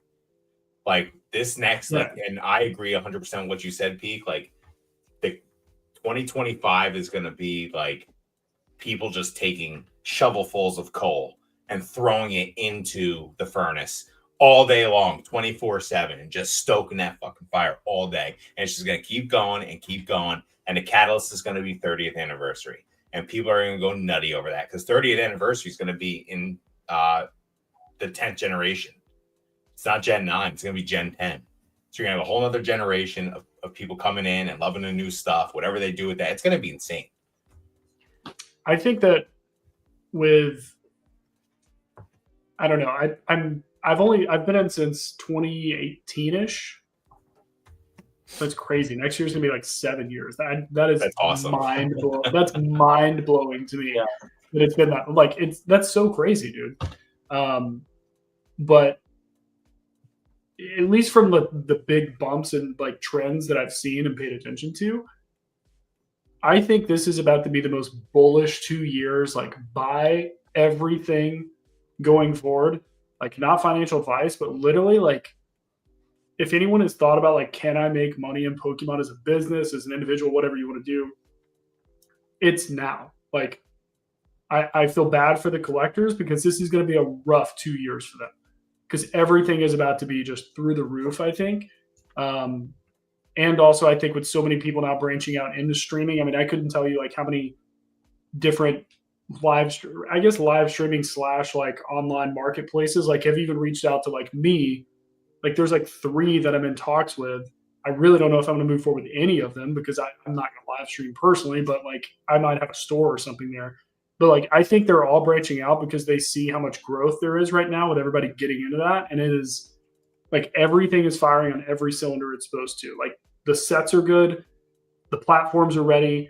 The growth is there with the natural organic demand. Like it is firing on all cylinders. And if you guys have been watching like Alpha Investments, Rudy, like he kind of touched on this. He talked about like the bull run is here and like it's not really precedented. Like obviously 2020 was huge. A lot of people buying nostalgia, but they were home. They weren't going out. Now this is like everyday life. And all of a sudden people are like, I want to buy everything Pokemon. And I'm here for it. It's exciting. It's fun to talk to people who are like, yeah, I just got in the hobby in 2024. And like, my brain's like, what? How? What brought you into this? And I think 151 right. There's no Jake Paul or Logan Paul. There's none of that. There's no pandemic. There's no stimulus checks. There's just people finding Pokemon again. And I think there's good products and great people. And I think that's what people are now finding out and great content. But I think 151 started this. I think Prismatic is about to be the catalyst that just blows this whole thing like through the roof. I think everybody's going to be eating here, especially Dan. So, especially I don't know about that, dude. Like, I'm so nervous about the streaming stuff because like Dan's allocation was not good for Prismatic. Like, we have enough for like maybe a couple weeks at most. Great. I've got packs for him. I'll hold out until you guys run out. I just sent him like 300 151 packs that took 8 days to go from my local drop-off 20 minutes away to the distribution center. I've been nervous this entire time, and then I finally got a ping update. And Dan was like, stop watching the pizza tracker. I'm like, dude, I sent you like 300 packs. Like, I want to know what the $100 insurance is not going to cover that. I opened up Terra Festival at Hooters this Monday. I'm getting the word out, boys. Cubone is metal. Cheers to a real one, buddy. Thank you. We got Ketchup's hungry. Absolutely. Yes, dude. I haven't been to a Hooters in a long, long time. Their wings are good. Restaurants are not my cup of tea. Not a fan. You're not a fan of restaurants? No, I'm not a fan of restaurants. Oh, restaurants. Yeah. I mean, it was cool when I was a kid. I don't know. Older now. Have a wife and kid. Who's a dog. Actually, the last time I went to one was you can't take the family to Hooters. You know what I'm saying? It's not a good look. You can. I met Zach Jim at Pokemon. I met him at one last year when he was in town for a project, and I was like, "Hey, where do you want me to meet you for lunch or whatever?" And he was like, "Meet me at this Hooters over here." I was like, "Okay," and I hadn't been there in like, dude, probably the same thing since I Did you was buy probably a like shirt? 12. No, what? No, Come on. I bought a beer. Oh Yeah. man. Their slider combo and buffalo shrimp is great. Cubone, I love it, dude. This man's got the menu down. I see streaming like people getting food on Uber Eats or delivery apps. There are inflated prices, but people buy anyway because it's just a new norm and they begin to forget what the market price even is. I said this earlier. I don't think it's even that. I honestly think it is the community that they are into. And it's just kind of like, look what I'm polling.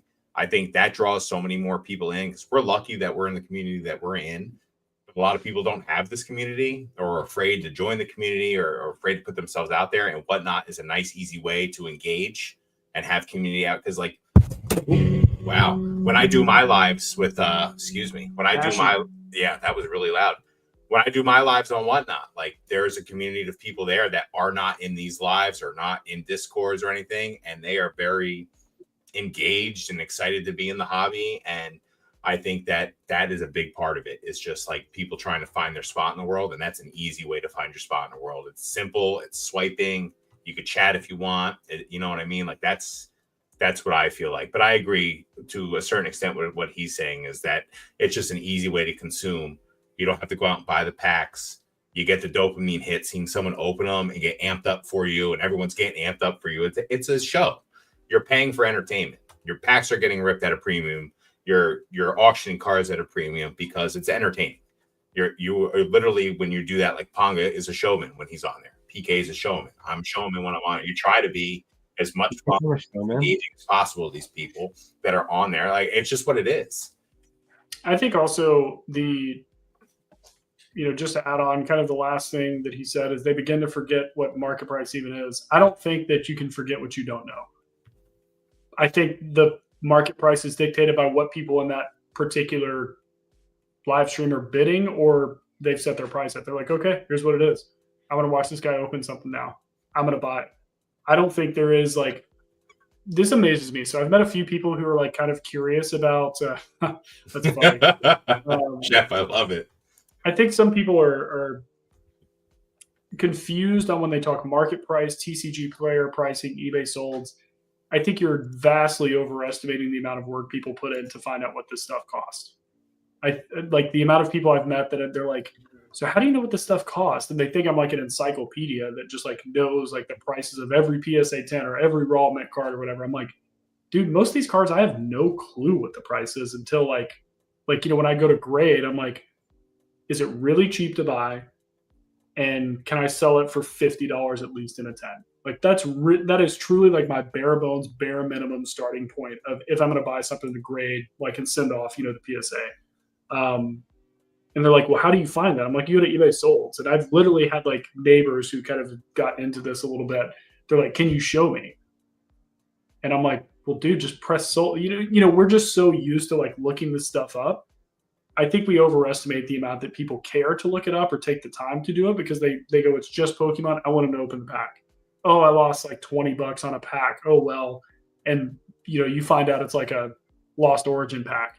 And we're like, oh my God, somebody bought a Lost Origin pack for $20. What are they thinking? But to that guy, he's like, oh, $20. Okay. Thought I'd win something. Never mind. Like it's just two different worlds of thinking, when it comes to that. Yeah. Absolutely. What, Ponga? I said absolutely. I agree. Yeah. Makes total sense. Everything is 25 to 30% markup when using food delivery app. That's how we make money when people don't tip. So you're saying the tip is built in and I've been tipping on top this whole time? Unbelievable. Dude, Walmart delivery. Thieves. They try and get you, dude. They automatically put a $30 tip on your Walmart delivery. So you have to like really check out what's going on. To be fair, if you want your groceries actually to arrive, it's probably good to not remove that. I would imagine. That's probably why they said that. Oh, man. All right. So we just had some price go up stuff. how do we feel about 2025? We kind of just touched on it a little bit. Like, what are our thoughts, our feelings on 2025? What are you doing to prepare for 2025? What are your goals for the year, guys? Ponga, what are you doing? Spill the all the juice. Yeah, so I mean, mine's super obvious, and I don't want to become a shill, but like, I think it's going to be mostly for me focusing on the streaming stuff with Dan and PK, and just trying to get our first full year and make that as good as we can make it. Right? I know Dan has some lofty goals for us with sales numbers and stuff. Obviously, it benefits me for it to be successful, right, financially, but like it's also cool to be a part of something that's brand new, and I'll say brand new on Fanatics as a whole. There's not many TCG streamers on there, so if we could really kind of be that go-to stream on that platform next year, that'd be really cool. I feel like you guys are already the go-to stream on that platform.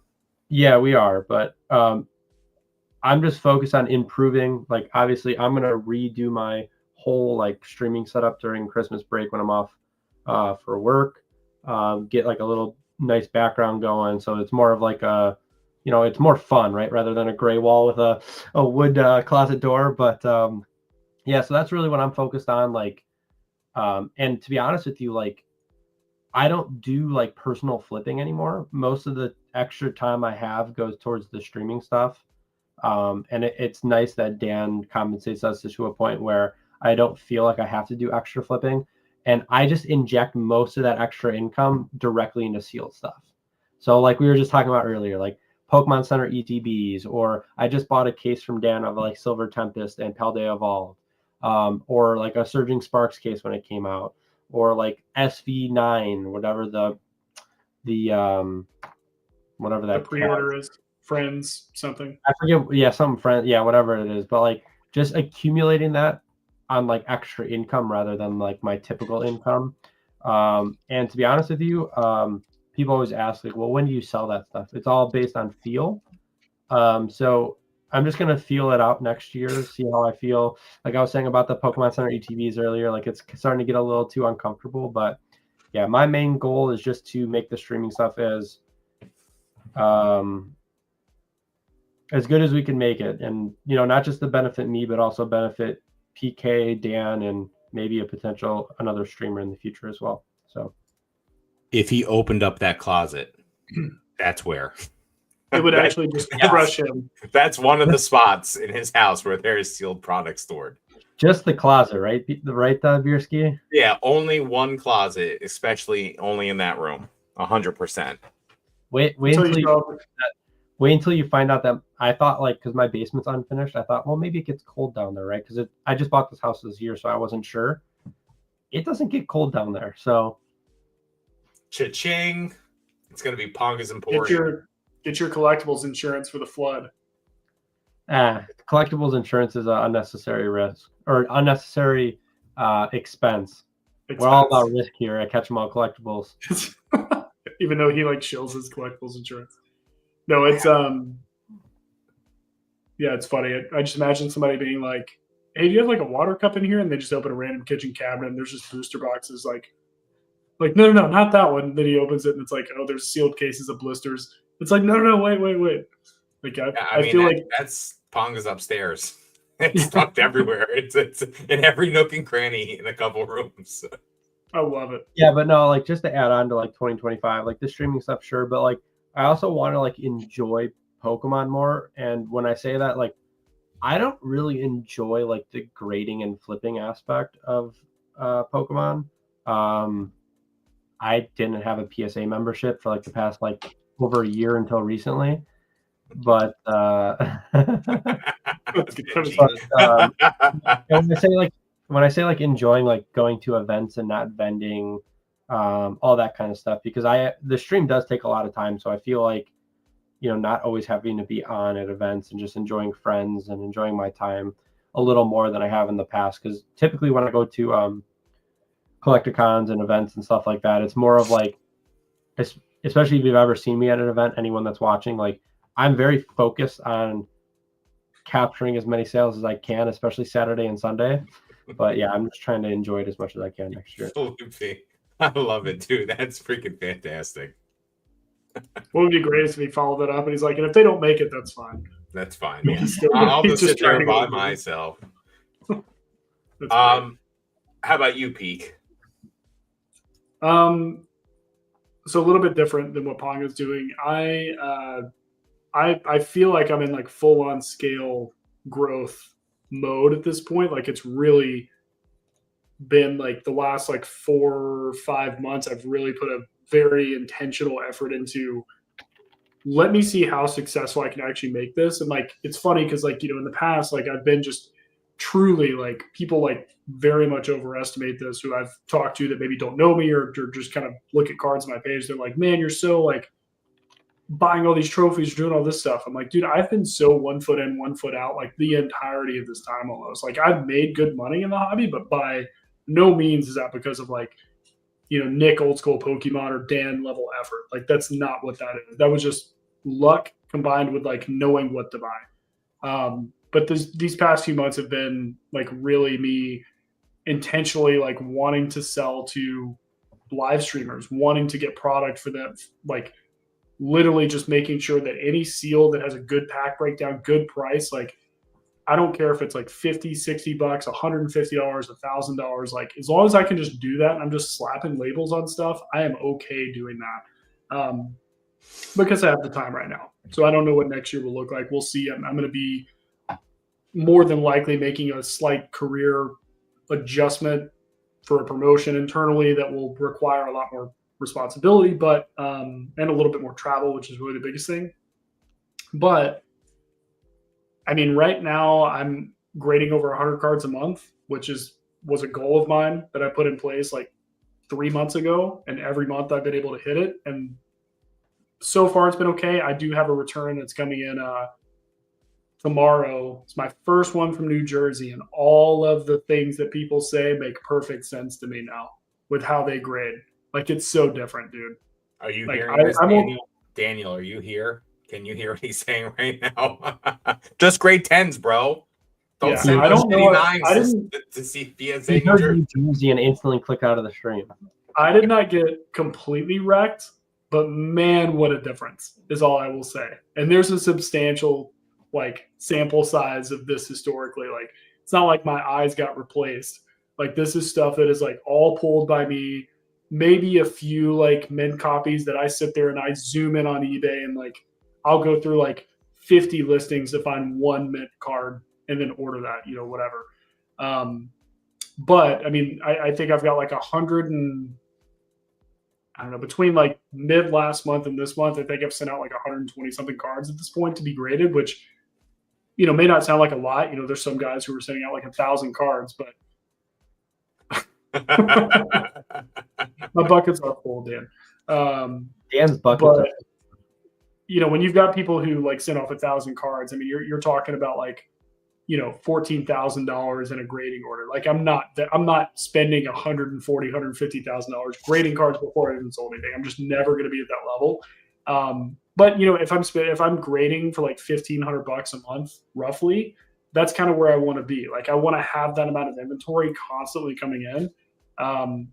So 2025, my goal is like I want a high 6-figure gross revenue for 2025 is kind of my goal. And I'm Nice. Like, it is very achievable at this point. It's been like a really good last, year. And I think this upcoming year, it's only going to go up from there. I mean, when it comes to live streamers, like I love you guys because there's like, I don't know, 12 of you that I'm like, I have these packs. What are your prices? Like, Bierski, you got something for me just like what, yesterday? Yep. Like, and like that's kind of my goal. As long as I'm able to like keep that up and keep that as supplementing everything, I think that'll help out a ton because then that just feeds into the grading cards. I also do card edits for a lot of people, or not a lot of people, but I do a lot of card edits for a few people on Instagram, like a very ongoing, the goal is to get like, I don't know, 100 of those a month is really where I want to be at, 100 to 150 edits a month, which I mean, that is like, I won't say it's a career or anything, but that like pays like as a really, really good part-time thing for me. So kind of just ultimately like maximizing like 4 to 5 main revenue streams and just being able to keep that consistent and scale it as much as I can. I don't know what the end game of that looks like, because there will come a point where I just literally don't. I mean, I feel like I barely have the time now. I have 3 kids. One's like 3 months old. So this is like already hard. But I think that when I reach that point, I don't know. I don't know what I'll do, to be honest. I don't know what the next step looks like. You can't sell these businesses to people. There's no valuation. So it's like, I don't know. Maybe Dan can chime in with some financial advice. Like, what would he do? Is he just going to be like, I'll buy our stuff for 60% market? Dude, like, you can get out immediately. He's going to Send it directly to Ponga. outsource all the work to other people, and just all he has to do is buy stuff, and to the point where he's just having stuff shipped directly to us half the time now. It is smart. That is a smart way to do it. And that's one thing too, like, with, like rare candy, whatnot, drip, like they've all, like, I'm in conversations with all 3 of them, and they just kind of organically found me. We're like, hey, like blah, blah, blah. It's all Instagram account engagement. I'm sure they've got some algorithm they find people with, but that's why I've been so hesitant, because I'm like, I don't even know. And Dan, maybe this is something too, or Ponga, if you guys put out a video, something like, it would be really helpful and I think beneficial to go over, like, what is that org structure? What is that compensation? Maybe not the direct compensation, but like, what is the idea of compensation of paying someone to do streams for you look like? It's obviously not going to be hourly, because people will just be like, cool card. Like, there's some sort of percentage basis, I would imagine, but it would be cool to see kind of what that breakdown looks like. Because I know Dan's talked so much about, like, Pokemon business and like kind of what he does, but this is honestly probably the best venture he's ever done. And I'm curious, like, I mean, selfishly, I'm curious how he's making it work. And also, I don't understand why Nick Old School Pokemon won't do that too. Because, man, that dude's like nonstop. It's wild to me. Yeah, I will Who say. did you ban, Chef? Hold on. I'm sorry, Yeah. guys. 1 second. Chef, who did you ban? Oh, man. No, Dan's back now. Okay, it was Dan. Gotcha. You got mods banning mods in this stream. What's going on, dude? Freaking Yeah. Hob. That's a top signal I've ever seen one. Yo, Chef's helping out because he heard my question to Ponga and was like, Dan, you can't tell him. Yeah, don't say anything about payment structures. No, I mean, That's hilarious. it's pretty. I mean, Dan said it, not the exact compensation, but what I'll say is, I know Dan plans to make a video of the first 3 months of stream early next year. So, Peek, make sure to look out for that video. I think he's going to be talking a lot about the numbers and why it makes sense to him and all that kind of stuff. So that'll be a really good video to watch. But Dan compensates us hourly right now. So really, and I mean, it's got to be decent. I hope I didn't just leak that, but he said that on a live, I'm pretty sure, multiple times. But what does hourly mean, right? Like, we get paid for stream hour. Now you have packing. Dan ships 100 pounds of packages a week. I have to open them. I have to organize it, all that kind of stuff. Like, the hardest part for me has been inventory managing. Like, right. I have to have the stuff I sell most on stream next to me, but like, you also don't know what that's going to be for the night. So you have to have enough by you, but also enough stored away, and like, picking out singles. So it's like, hourly sounds great, but it also is a lot more time than what you're just streaming. But Dan just said very high hourly. That's what he commented. Yeah. So no, I mean, I will say, right? I'm privy to the numbers. Ponga's told me it's good, so I'm happy for them. That's great. For sure. And what I want to say about it is, like, that's part of the reason I wanted to stream for him, because no matter how it was going to go, we were going to get compensated for our time. And it just so happens that it's gone pretty well so far. So no, that's amazing to hear, because that is one thing that, kind of thinking about it, like, as you build like a brand, and you guys are both building brands for yourselves. You've got this podcast, you have, your IGs, your YouTubes, whatever. Eventually, if I ever got to the point where I'm like, I literally, like, I don't know. It's not that I'll run out of time, because I'll always have time, but I won't prioritize that as time. Like, to a certain point, I'm like, I literally am surrounded by cardboard boxes. Like, I bought, oh my gosh, how many were there? I think it was like 12 or 13 cases of those 151 poster collections when they dropped like fairly recently. Yeah. I mean, literally, I was just like, refresh, check out, refresh, check out. Posters like this big. Dude, my whole space in here was just mountains of boxes. And it took me so long to break all that down to like, because I like the promos a lot. And I think those are such a great, underrated, like Cosmos Hollow of all the original starters. Like, come on. But just having to get those breakdown packs, do all the boxes, like, I'm just thinking like as I go to scale on take it easy, Dan. Good night, Dan. Thanks for sharing, man. I appreciate it. But going into like 25, like if I continue to do things like that, it's going to become so cumbersome. Like the amount of late nights that I've got that are dedicated to shiny cardboard, it's like it becomes taxing. But it's like that's when I'm doing like my card edits. That's when I'm doing like buying. That's when I'm like building grading orders and packing the stuff that I can take the next day. Like I don't know. It would be interesting to kind of, like you said, be able to pass that labor along to somebody else that generates revenue from whatever stream that looks like. Hourly is interesting because I would be, I guess my concern, which obviously that's not an issue right now. My concern would be like, are they compensated enough to still be excited hour number 4? You know what I mean? Like, because at that point, like you're not really benefiting from how much it sells for. So like, why would you put in the effort? Again, rhetorical question, not asking you or anything, but it's like I assumed percentage of sales personally.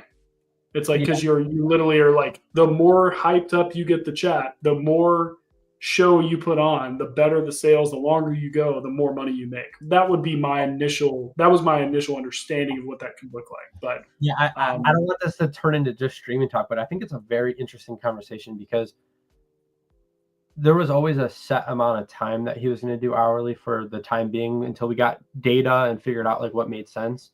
Mm-hmm. And what I will say, like when you go to percentage of sales, one thing I try, and Bierski does this on his Whatnot streams as well. One thing I try not to do, and sometimes I'll be like, oh, this is like a good price currently or something. Like I don't say prices when we're doing auctions, right? One thing that we do on our auctions is I'll take, I don't even know, like this card, what is it, like $70, $80 PSA 10? And it starts at $1. And I'm not like, hey guys, this is an $80 card. I just started at $1 and it goes for what it goes for. Yeah, Go ahead. I'm blinking for retro right now. It's a blinking for me, Austin. Hey, he streams too. He could talk about this. He's just, but what I'm just listening. No, so I agree with that. Like when it comes to, I really dislike saying prices on stream. I feel like that is a tactic that I don't like it.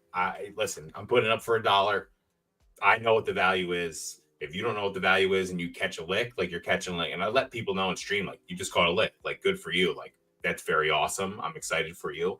But I'm very aware of when that happens. Like if there's too many licks being caught, like Ponga said, like you don't know where the stream's going. You need to be able to pivot from one thing to another very quickly. Or you're going to continue to incur like losses and they're just going to keep piling up on you, and you don't want to have that happen. But see, my thought is on that, but I don't mean to. No, you're good, Pete. My only thought with that is, but if you don't pivot and you're hourly paid, you're making the same amount of money. Oh, you are, but you're screwing your employer. You may not have your job, sure, but like, who's going to watch all 9 hours of a live stream? You know what I mean? Like, and I guess my thought would be is like, and it's not about just naming prices. Like, hey guys, it's an $80 card. We got to get it up here. But it's like, if you're compensated on like how many people you're getting in stream, right? Like how involved, what the relationship looks like between the audience and the chat. Like you're really engaging them, or like, you guys know what I'm talking. I'm in sales, so this is kind of where it's coming out. It's like, if they just paid me like to show up and sell stuff, like I would just have conversations and never care, like if something happened. But because there's a percentage attached to something like that, like that's what I'm compensated for. So it's just, I guess it's more of kind of a hypothetical. And sorry, chat, if you guys hate this, but this is something that I'm genuinely like curious about. No, I think it's interesting, especially like you get deep into it.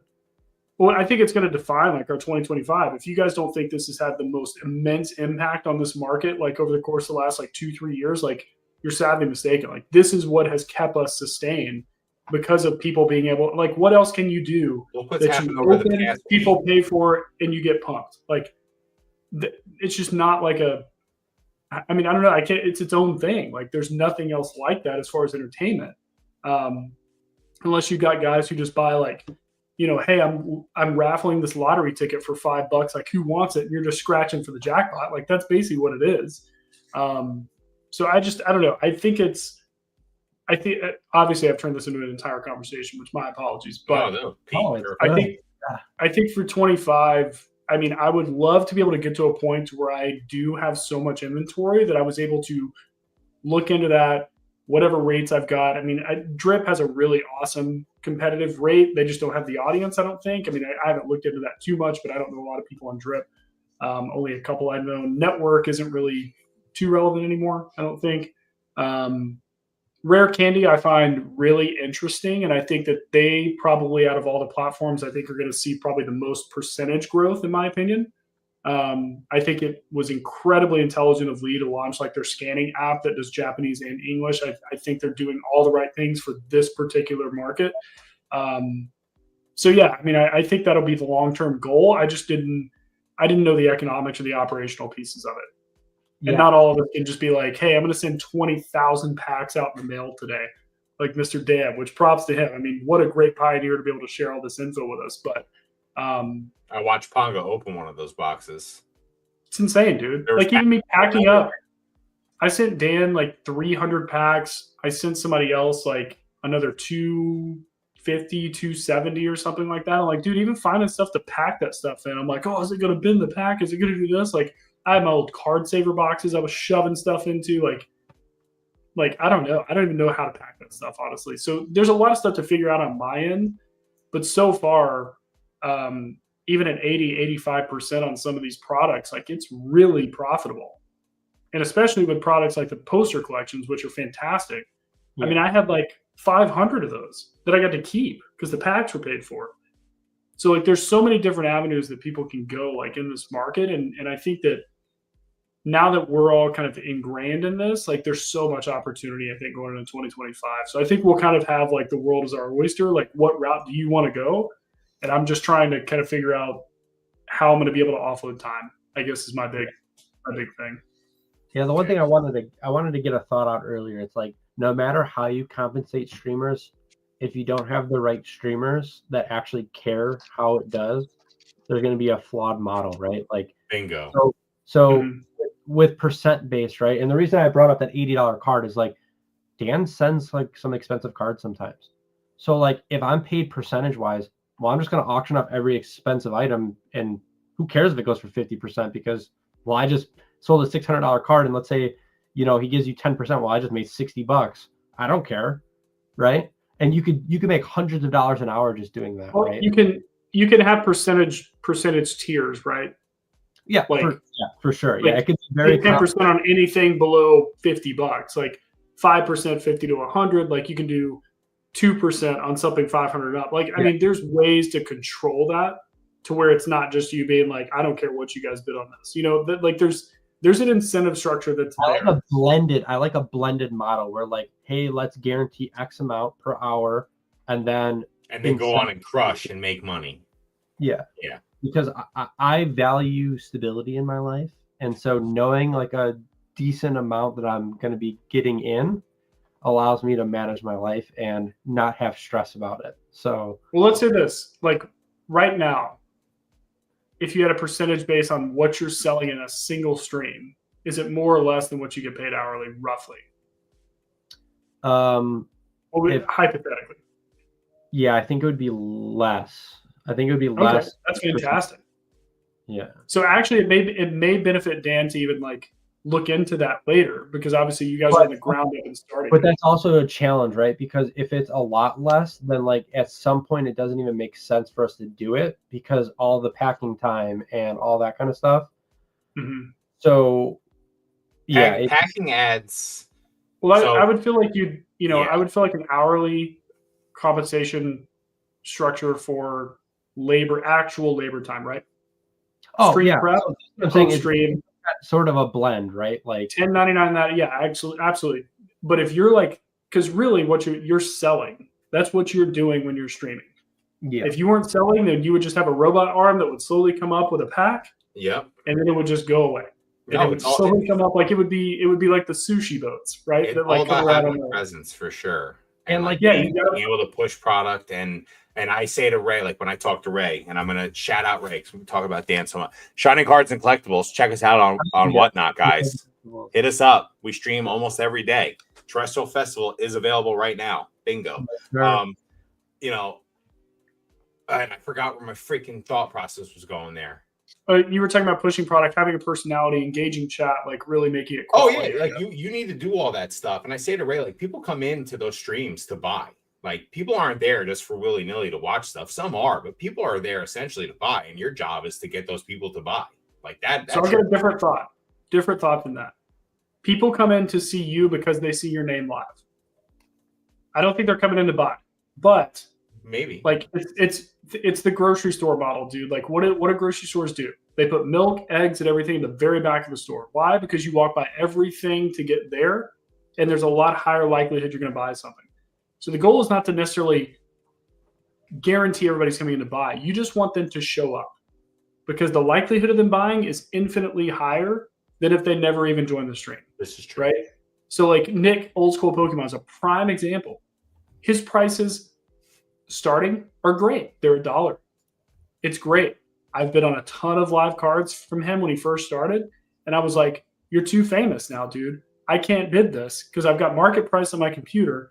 And then I've got your price over here where I'm like, why is that not my card I'm selling right now? Because holy crap, like, dude, you are killing it. I don't even, when I see it, when I get an email notification that Nick is live, I jump in immediately. I just click it. I'm like, I'm going to watch him. I'm going to add to the view count. And occasionally, very rarely, but occasionally, I just start bidding on stuff. Well, Nick's never went in with the intent to buy. Never went in with the intent to buy. I went because Nick is the one who's doing it. Okay. And I think if you got people who like, you know, you with Shining or you with Dan, like it's less about the brand and more about the person. Oh, it's like Bierski streaming tonight. Oh, Ponga's streaming tonight. I hate PK or I hate Ponga. The other one's doing it. Like, you know, whatever it may be. Bierski's the shit. Yeah, right. Yeah, right. Like, but they're coming. If you're able to build that, I think that's where a compensation model like I've been talking about kind of comes into play because it's like you're paying for the personality. You're not just paying an hourly person because if somebody makes the same as you, but they're not as engaged or they're not drawing as much as far as the viewership, I think that's where like that's the metric I would look at. How many people are jumping in during this guy's stream and how many people are jumping in during this guy's stream? Obviously, you can alternate days to really break down the data, but I don't know. That's just this is where my analytical brain goes into. I'm probably going way in the rabbit hole with this chat. I'm so sorry, but like this is just kind of how I think of this model. It's funny you say that because, like, you know, Thank Dan, you, Retro.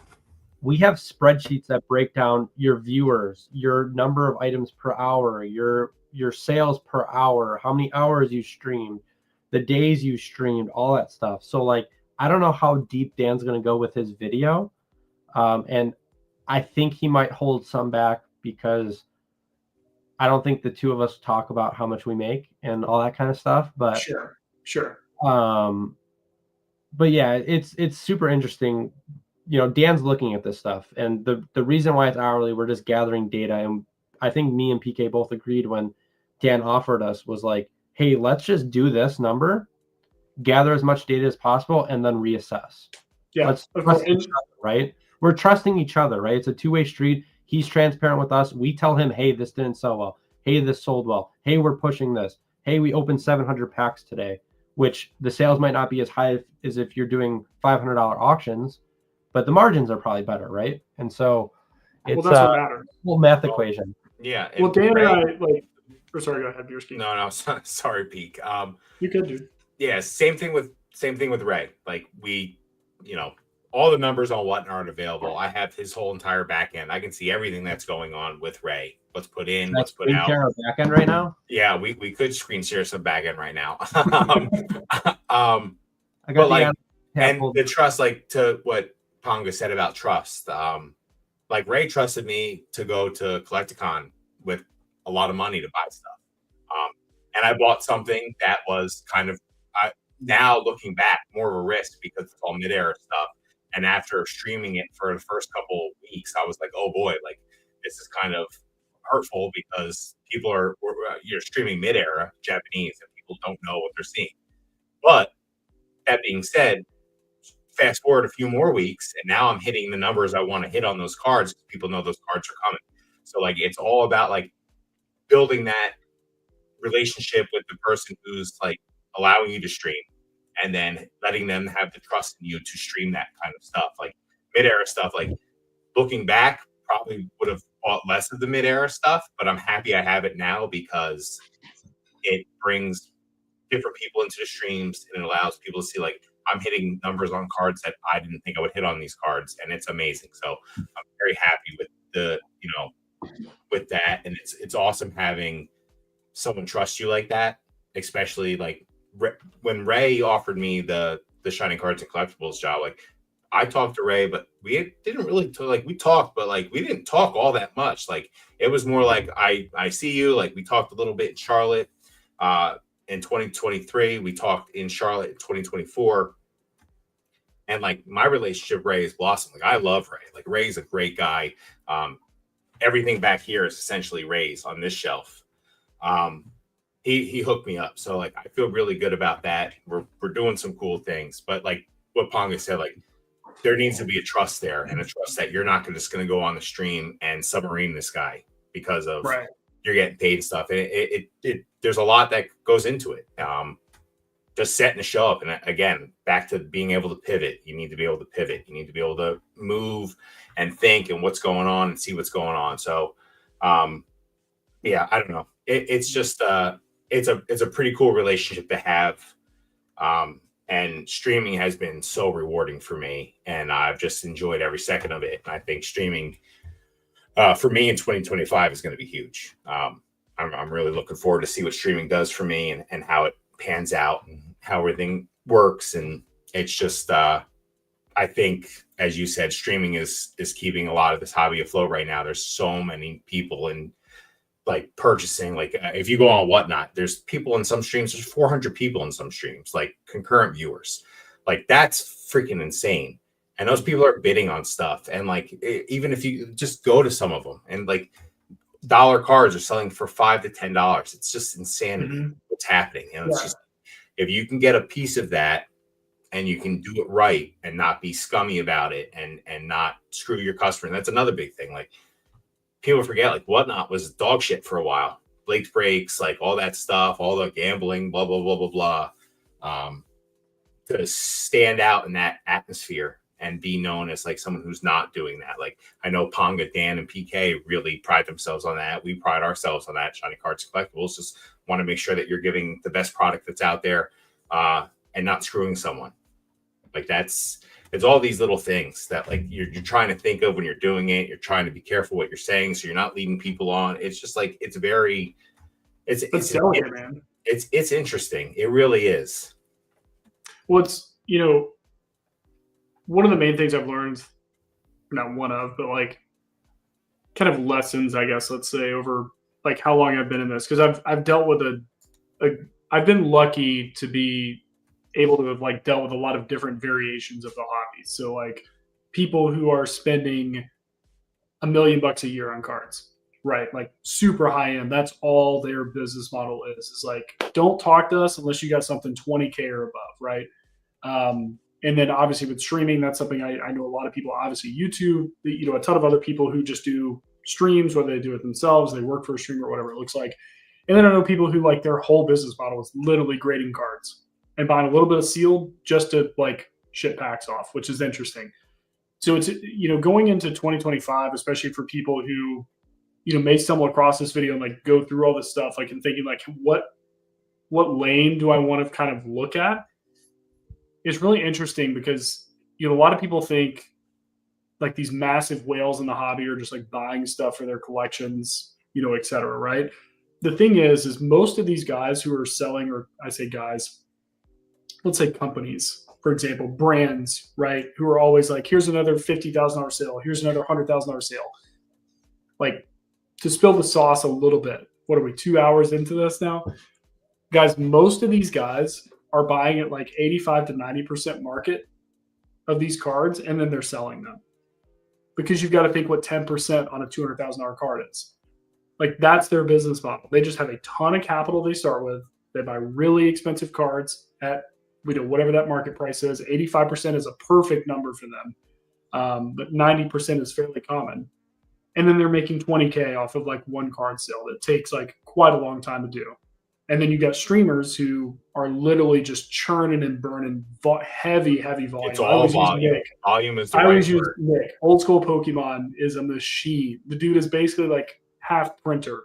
If you look, like, I mean, all he does is like that, and makes a ton of money in volume.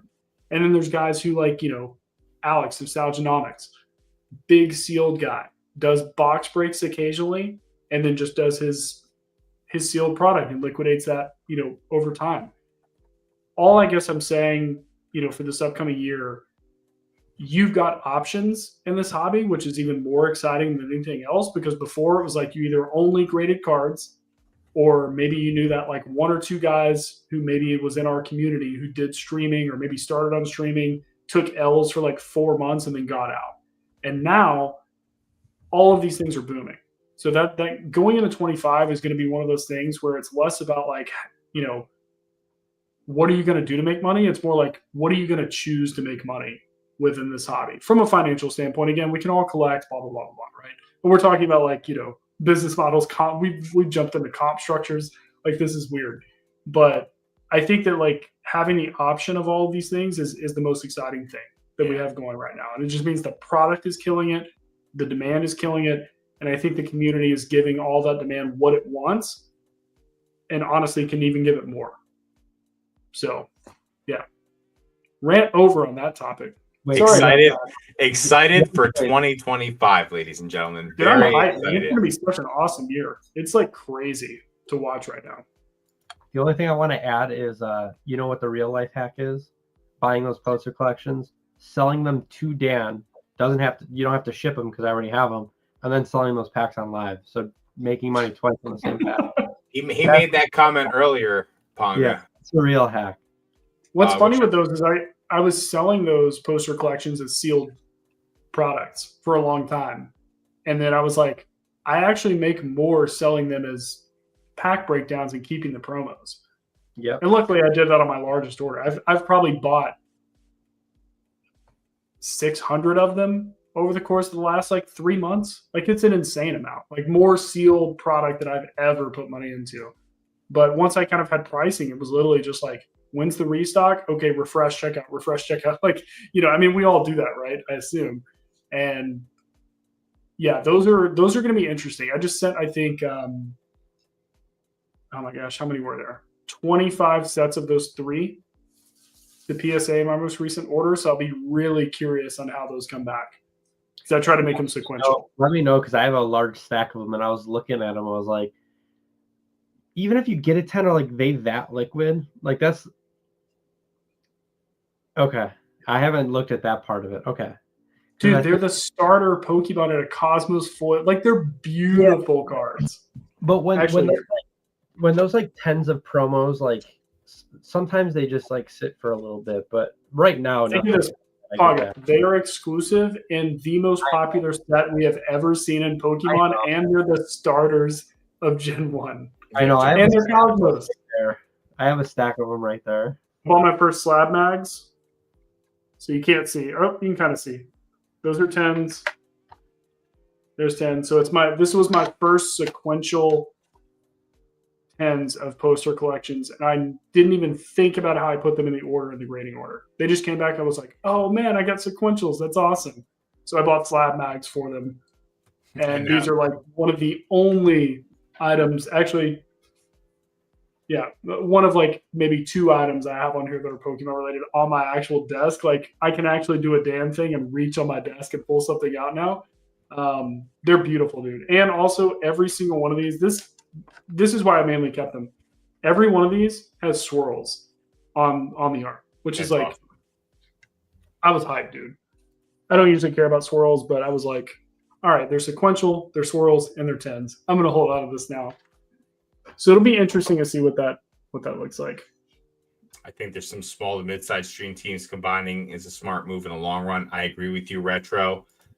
And Czar lurking. No, Beersky plans on getting Peek to be his new co-host 2025.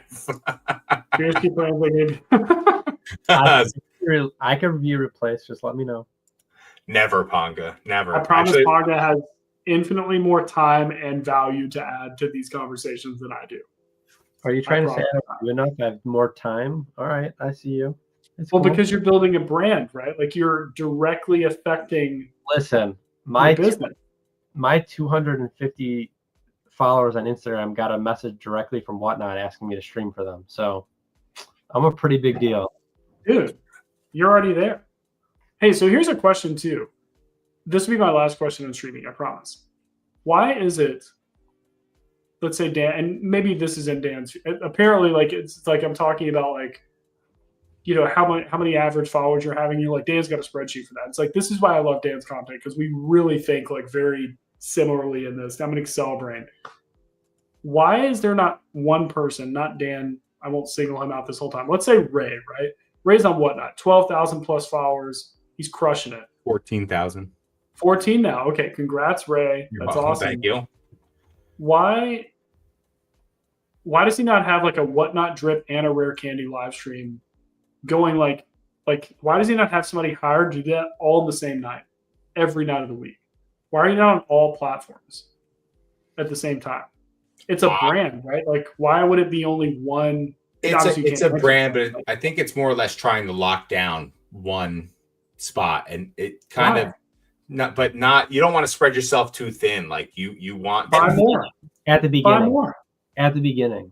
Buy more, but then also it's buy more, but finding streamers that you trust is another thing. That's a whole nother platform that you need to learn and master. I would take a gamer that Dan probably has this little master plan that he's going to dominate all these platforms, and I love that. Of course he does. I love that. So, excuse me 1 second, Phil. I really need to use the bathroom. I'll be right back. I hate having to make it about Dan's stream all the time. But I mean, he's talked about it, right? Like eBay Live is going to happen. Like it's going to happen. So why is my camera doing this? There it is. Sorry, I'm not waving at you. I'm waving at my camera. It makes me do a weird it makes me do a weird hand thing to make it stop following me. This was part of the conversation, right? Like he spoke to me and PK, like, hey, what do you think we should start on? And we were like, let's just try Fanatics, because like we could be the person on Fanatics, right? Smart, very smart move. And Fanatics has all the money. We know they're gonna put resources into it.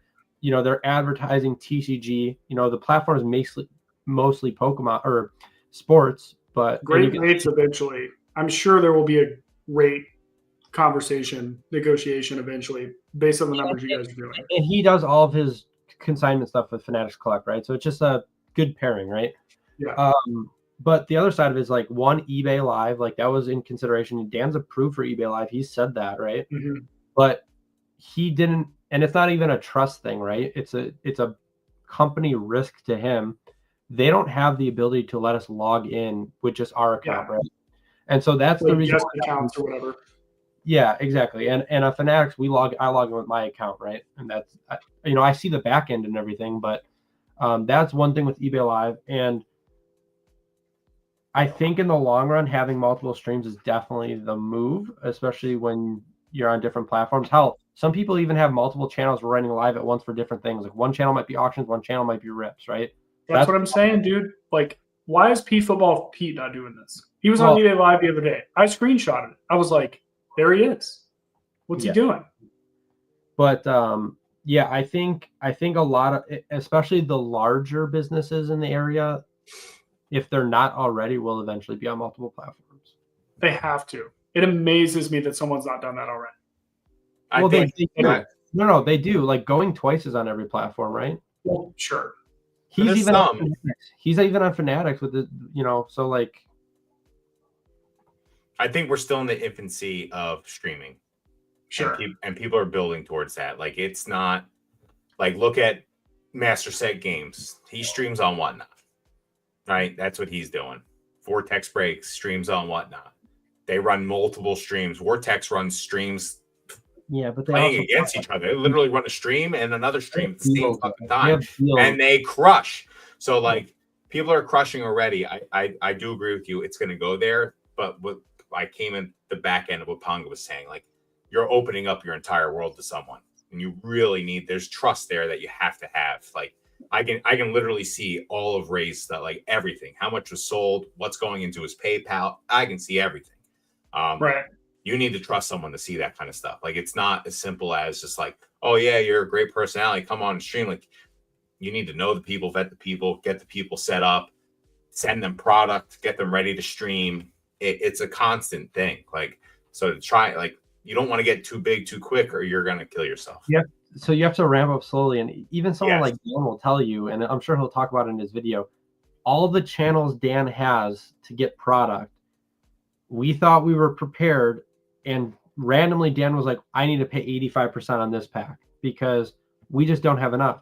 You can't prepare for in our streams randomly. Mm-hmm. We had very limited pack rips. Randomly, 1 week, it was like, Ponga, you're going to be live 7 hours this Sunday night opening 800 packs out of nowhere. And then when you open 300 Crown Zenith, 200 151, Twilight Masquerade, and then you're like, well, I only have 50 packs left. Like, we need more. And like kind of opening that funnel and actually realizing what you need to source. So like, I think 6 months, a year from now, especially for the newer channels, they might get to that point. But when Dan goes over the numbers, I think you'll be surprised how much he actually has to source. No, I'm absolutely. I mean, him and I have gone back and forth a bit through Instagram. Okay, cool. And he shared like just existing inventory numbers, and it already makes sense because I'm like, if you're already buying that much, or like you own that much, and you're using and you're sending that to PK and Ponga, it's like it makes sense that yeah, you're buying all the time. Like your full-time job is just like, how much of this stuff can I buy? Which makes perfect sense, and that's a great gig to have, I would imagine, because you're basically just negotiating deals at that point. My prediction for the beginning of 2026, we are going to have a Joe Rogan of these platforms, meaning that somebody is going to absolutely dominate, say, 3 of the major, whatever the top 3 platforms are. What are they? Whatnot, obviously, eBay Live, and what would be a third one, you would say? Whatnot, even Fanatics is going to be the third one. Whatnot, eBay Live, and Fanatics, right? Yeah. So somebody's going to dominate that with a brand. Somebody's going to be like the guy or team or whatever you want to call it, right? And they're going to negotiate something with one platform with like the best rates ever to just exclusively be on there. I think that's going to happen by 2026. I think they already have exclusive deals with some of the companies. I think there's going to be a new one. I don't think it's going to be like a Going Twice or like somebody like that. I think it's going to be somebody who comes out of nowhere, and that's what they do. And it's going to be a Joe Rogan Spotify situation where they just get some exclusive deal. Like they are the brand. I mean, you guys remember how big Going Twice was? They were like breaking stuff. Like they were doing these huge events on Whatnot where they were like breaking in all those base set packs. If you guys remember that, like the timer or whatever it was. I think somebody's going to do something like that, but it's not going to be based on events. I think it's going to be based on like they have the right team and the people and the personalities. It's going to be like almost a YouTube personality. Like that's going to be the future of this. Where like you're going for the like kind of we mentioned earlier, Brisky. Like these personalities are what are attracting all these viewers, and they just happen to buy. Yeah. Right. Like they're there for content, but then also purchasing things. And somebody's going to get an exclusive deal. I hope that's Dan, which would be hilarious. Because it's like the most deadpan delivery. Like he just makes me laugh so much. Like I love to see his growth, but like if he was like the face of all of this, it would be like the greatest ironic thing of all time. Dan's very open to not. Well, I guess his brand could be. He doesn't want to be the face of it. He always says. No, I know. That's why it would be funny, because he would have to be, and that would be even more hilarious to me. But yeah, I think there's going to be some brand that dominates these to a level where they're going to be approached by one or all of these platforms where they're going to go, look, dude, we're doing 2% fees for you now. Like, come over here now. And we're extending lines of credit so you can buy.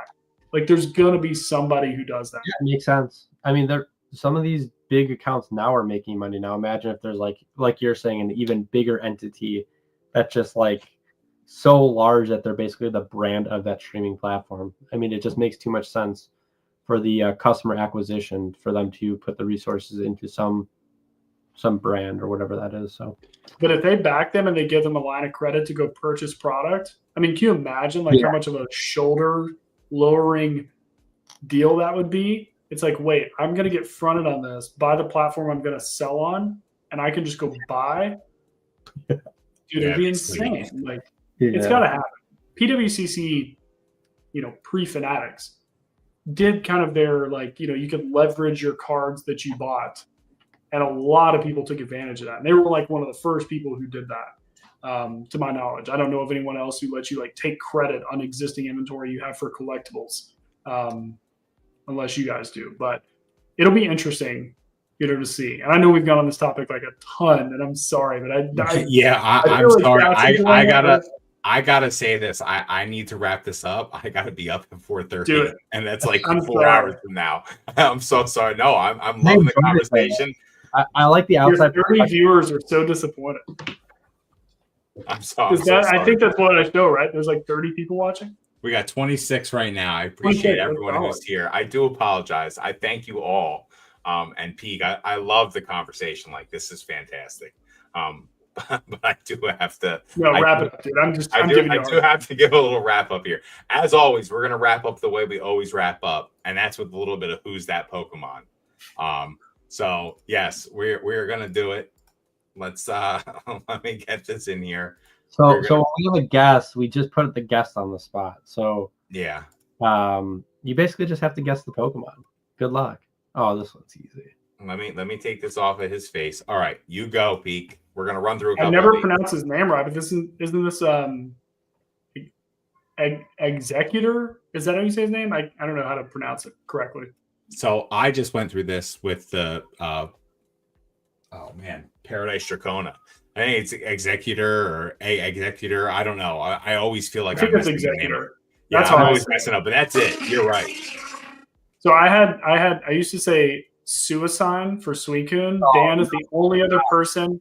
No, Dan is the only other person who's ever validated me and was like, I said that forever until I was a grown adult. And I was like, same here. I just said Suicide. I never said Suicune. So I've questioned all my life since then. It is hard with some of them, right? You just don't know how you pronounce it. Retro. Piersky literally said yawn. Dad's Deck TCG. We appreciate you. Do you know what this one is, Peek? Dad's Deck is a cool logo. I like his way better than Charizard King's logo. That's legit. Yeah, that's a good one. That's awesome. You know Pokemon's up? I'll say Whale Lord, but I think I'm way off. That's not it. You know Apanga? Goldeen? Sorry. I actually don't know this one. I know this one. That's Tatsugiri. Oh, that's it. You want to know something better? I have no idea who that was. I know. This is the giraffe dude who's on the card art. I don't know his name though. This is a Raikou. Raging Bolt. Raging Bolt. That's it. We'll do another 2. Oh wow, that one's horrifying looking. That looks like Rick James laying down. Rick James, bitch. That's a perm if I've ever seen one. I have no idea who that is. It looks like a seal mixed with a Slowbro. I don't know. Oh wow, those are some curls. Or walrus Pokemon. Spearow? Yeah, we got a Spearow. And a last one. Dude's carrying dung. This is past my Pokeboomer knowledge base. You know what it is, Ponga? Is it that one that starts with an R, like Raskus or something? Rabska. Oh, nice, dude. Ponga's on it. Oh, right. So you know what? You know why I know that one? Because I've opened so many Surging Sparks packs, and that's one of the. It's one of the main ones. Yeah, it's one of the main. Awesome. Well, ladies and gentlemen, thank you so much. We are at the bottom chat. Peek, thank you for being here. Thank you for adding so much to the conversation, man. Like, I'm thinking about streaming in different ways now, just from having your input, which is awesome. You have any last? Sorry, Ray. Sorry, Dan. You guys are going to have a come to Jesus meeting about comp plans here, like in 12 hours. No, you were just sitting there saying that we get paid too much. Basically, you're like, well, maybe Dan should go to this, and I'm like, shut your mouth. No, I didn't say he should. I was like, he probably is going to. Oh yeah. But yeah. Any last words, Ponga? No, I really appreciate your time. I know you're a busy guy. You know, you were saying 3 kids, job, all that kind of stuff, all the Pokemon breaking down packs. So we always do appreciate your time. I think it was a really fun stream. I really enjoyed the talk about streaming in another perspective rather than, oh yeah, look at this card. I like the back end stuff of it. I think it's really cool. And you brought a lot to that conversation. So really, really appreciate you. It's the first time I've been on a live with you, and it was a lot of fun. Yeah, and absolutely. I appreciate you guys having me on. This was such a good time. And yeah, I want to do it again sometime. I know that going into 2025, that's another one is like the content out there. Like I looked at my YouTube. I was watching me in Retrospect's live stream like yesterday or the day before. I don't know if you guys rewatch your stuff, but I was just like curious because it was 5 months ago. Sometimes, yeah. Yeah, and it was just like it's funny to hear me talk about like I think modern is going to like push us into like whatever. Like I don't know, it's just funny to hear that. But one thing I realized is like, holy crap, that was like 5 months ago, and then my like collector showcase series was like 2 years ago, and I didn't even like. I'm so inconsistent on YouTube, so going into 2025, like I want to be able to have like people like you guys on and like have these consistent conversations and just prioritize the time to like have these conversations because I think they're so valuable. And I don't know, I'm kind of exhausted with like booming set. Look at this art. It's amazing. Here's my sales for the week. Like it reminded me of why I kind of started doing YouTube in the first place. Like I want to have these kind of different conversations, not necessarily that they only have to be like business related or like operational, but like focusing on different things versus just simply mega boom sales, cool art. You know what I mean? So I appreciate you guys kind of starting that off. You know, I love this. Can't wait to, continue watching you guys going into next year. And I think I will be here I was here when there were 0 subs. I can't wait to be here when there's 1,000. Like I seriously can't wait. You. So you guys deserve it. We appreciate 0. it. Thank you so much. There might have been 5. Yeah, The pre-order subs. Pre-order. Thank you, everyone. I have some things to talk about Ponga with. Maybe this will become a more regular weekly thing instead of bi-weekly. Big eyes. Got to talk to him about it. Yeah. Hey, wait, Bierski. It's late. Are you going to open your Secret Santa? Oh, man. You know what? I will open my Secret Santa. All right. So I'm pretty sure. I'm pretty sure I have who this is from, right? I'm not going to. I know who it's from. I know who it's from. Yeah. I'm going to open it up real quick. I want to see Is it Bullfather? No, it's not. It's he just not came out of nowhere at the very end. Oh, Bullfather. Let's see. What's up, Bullfather? So this is from. Oh. You should full screen yourself. Oh, this is your Secret awesome. Santa. All right, so hold on. Here we go. We got a Merry Christmas, Big Durg, Love UAP, plus Thrift. We got a plus Thrifty down at the bottom here.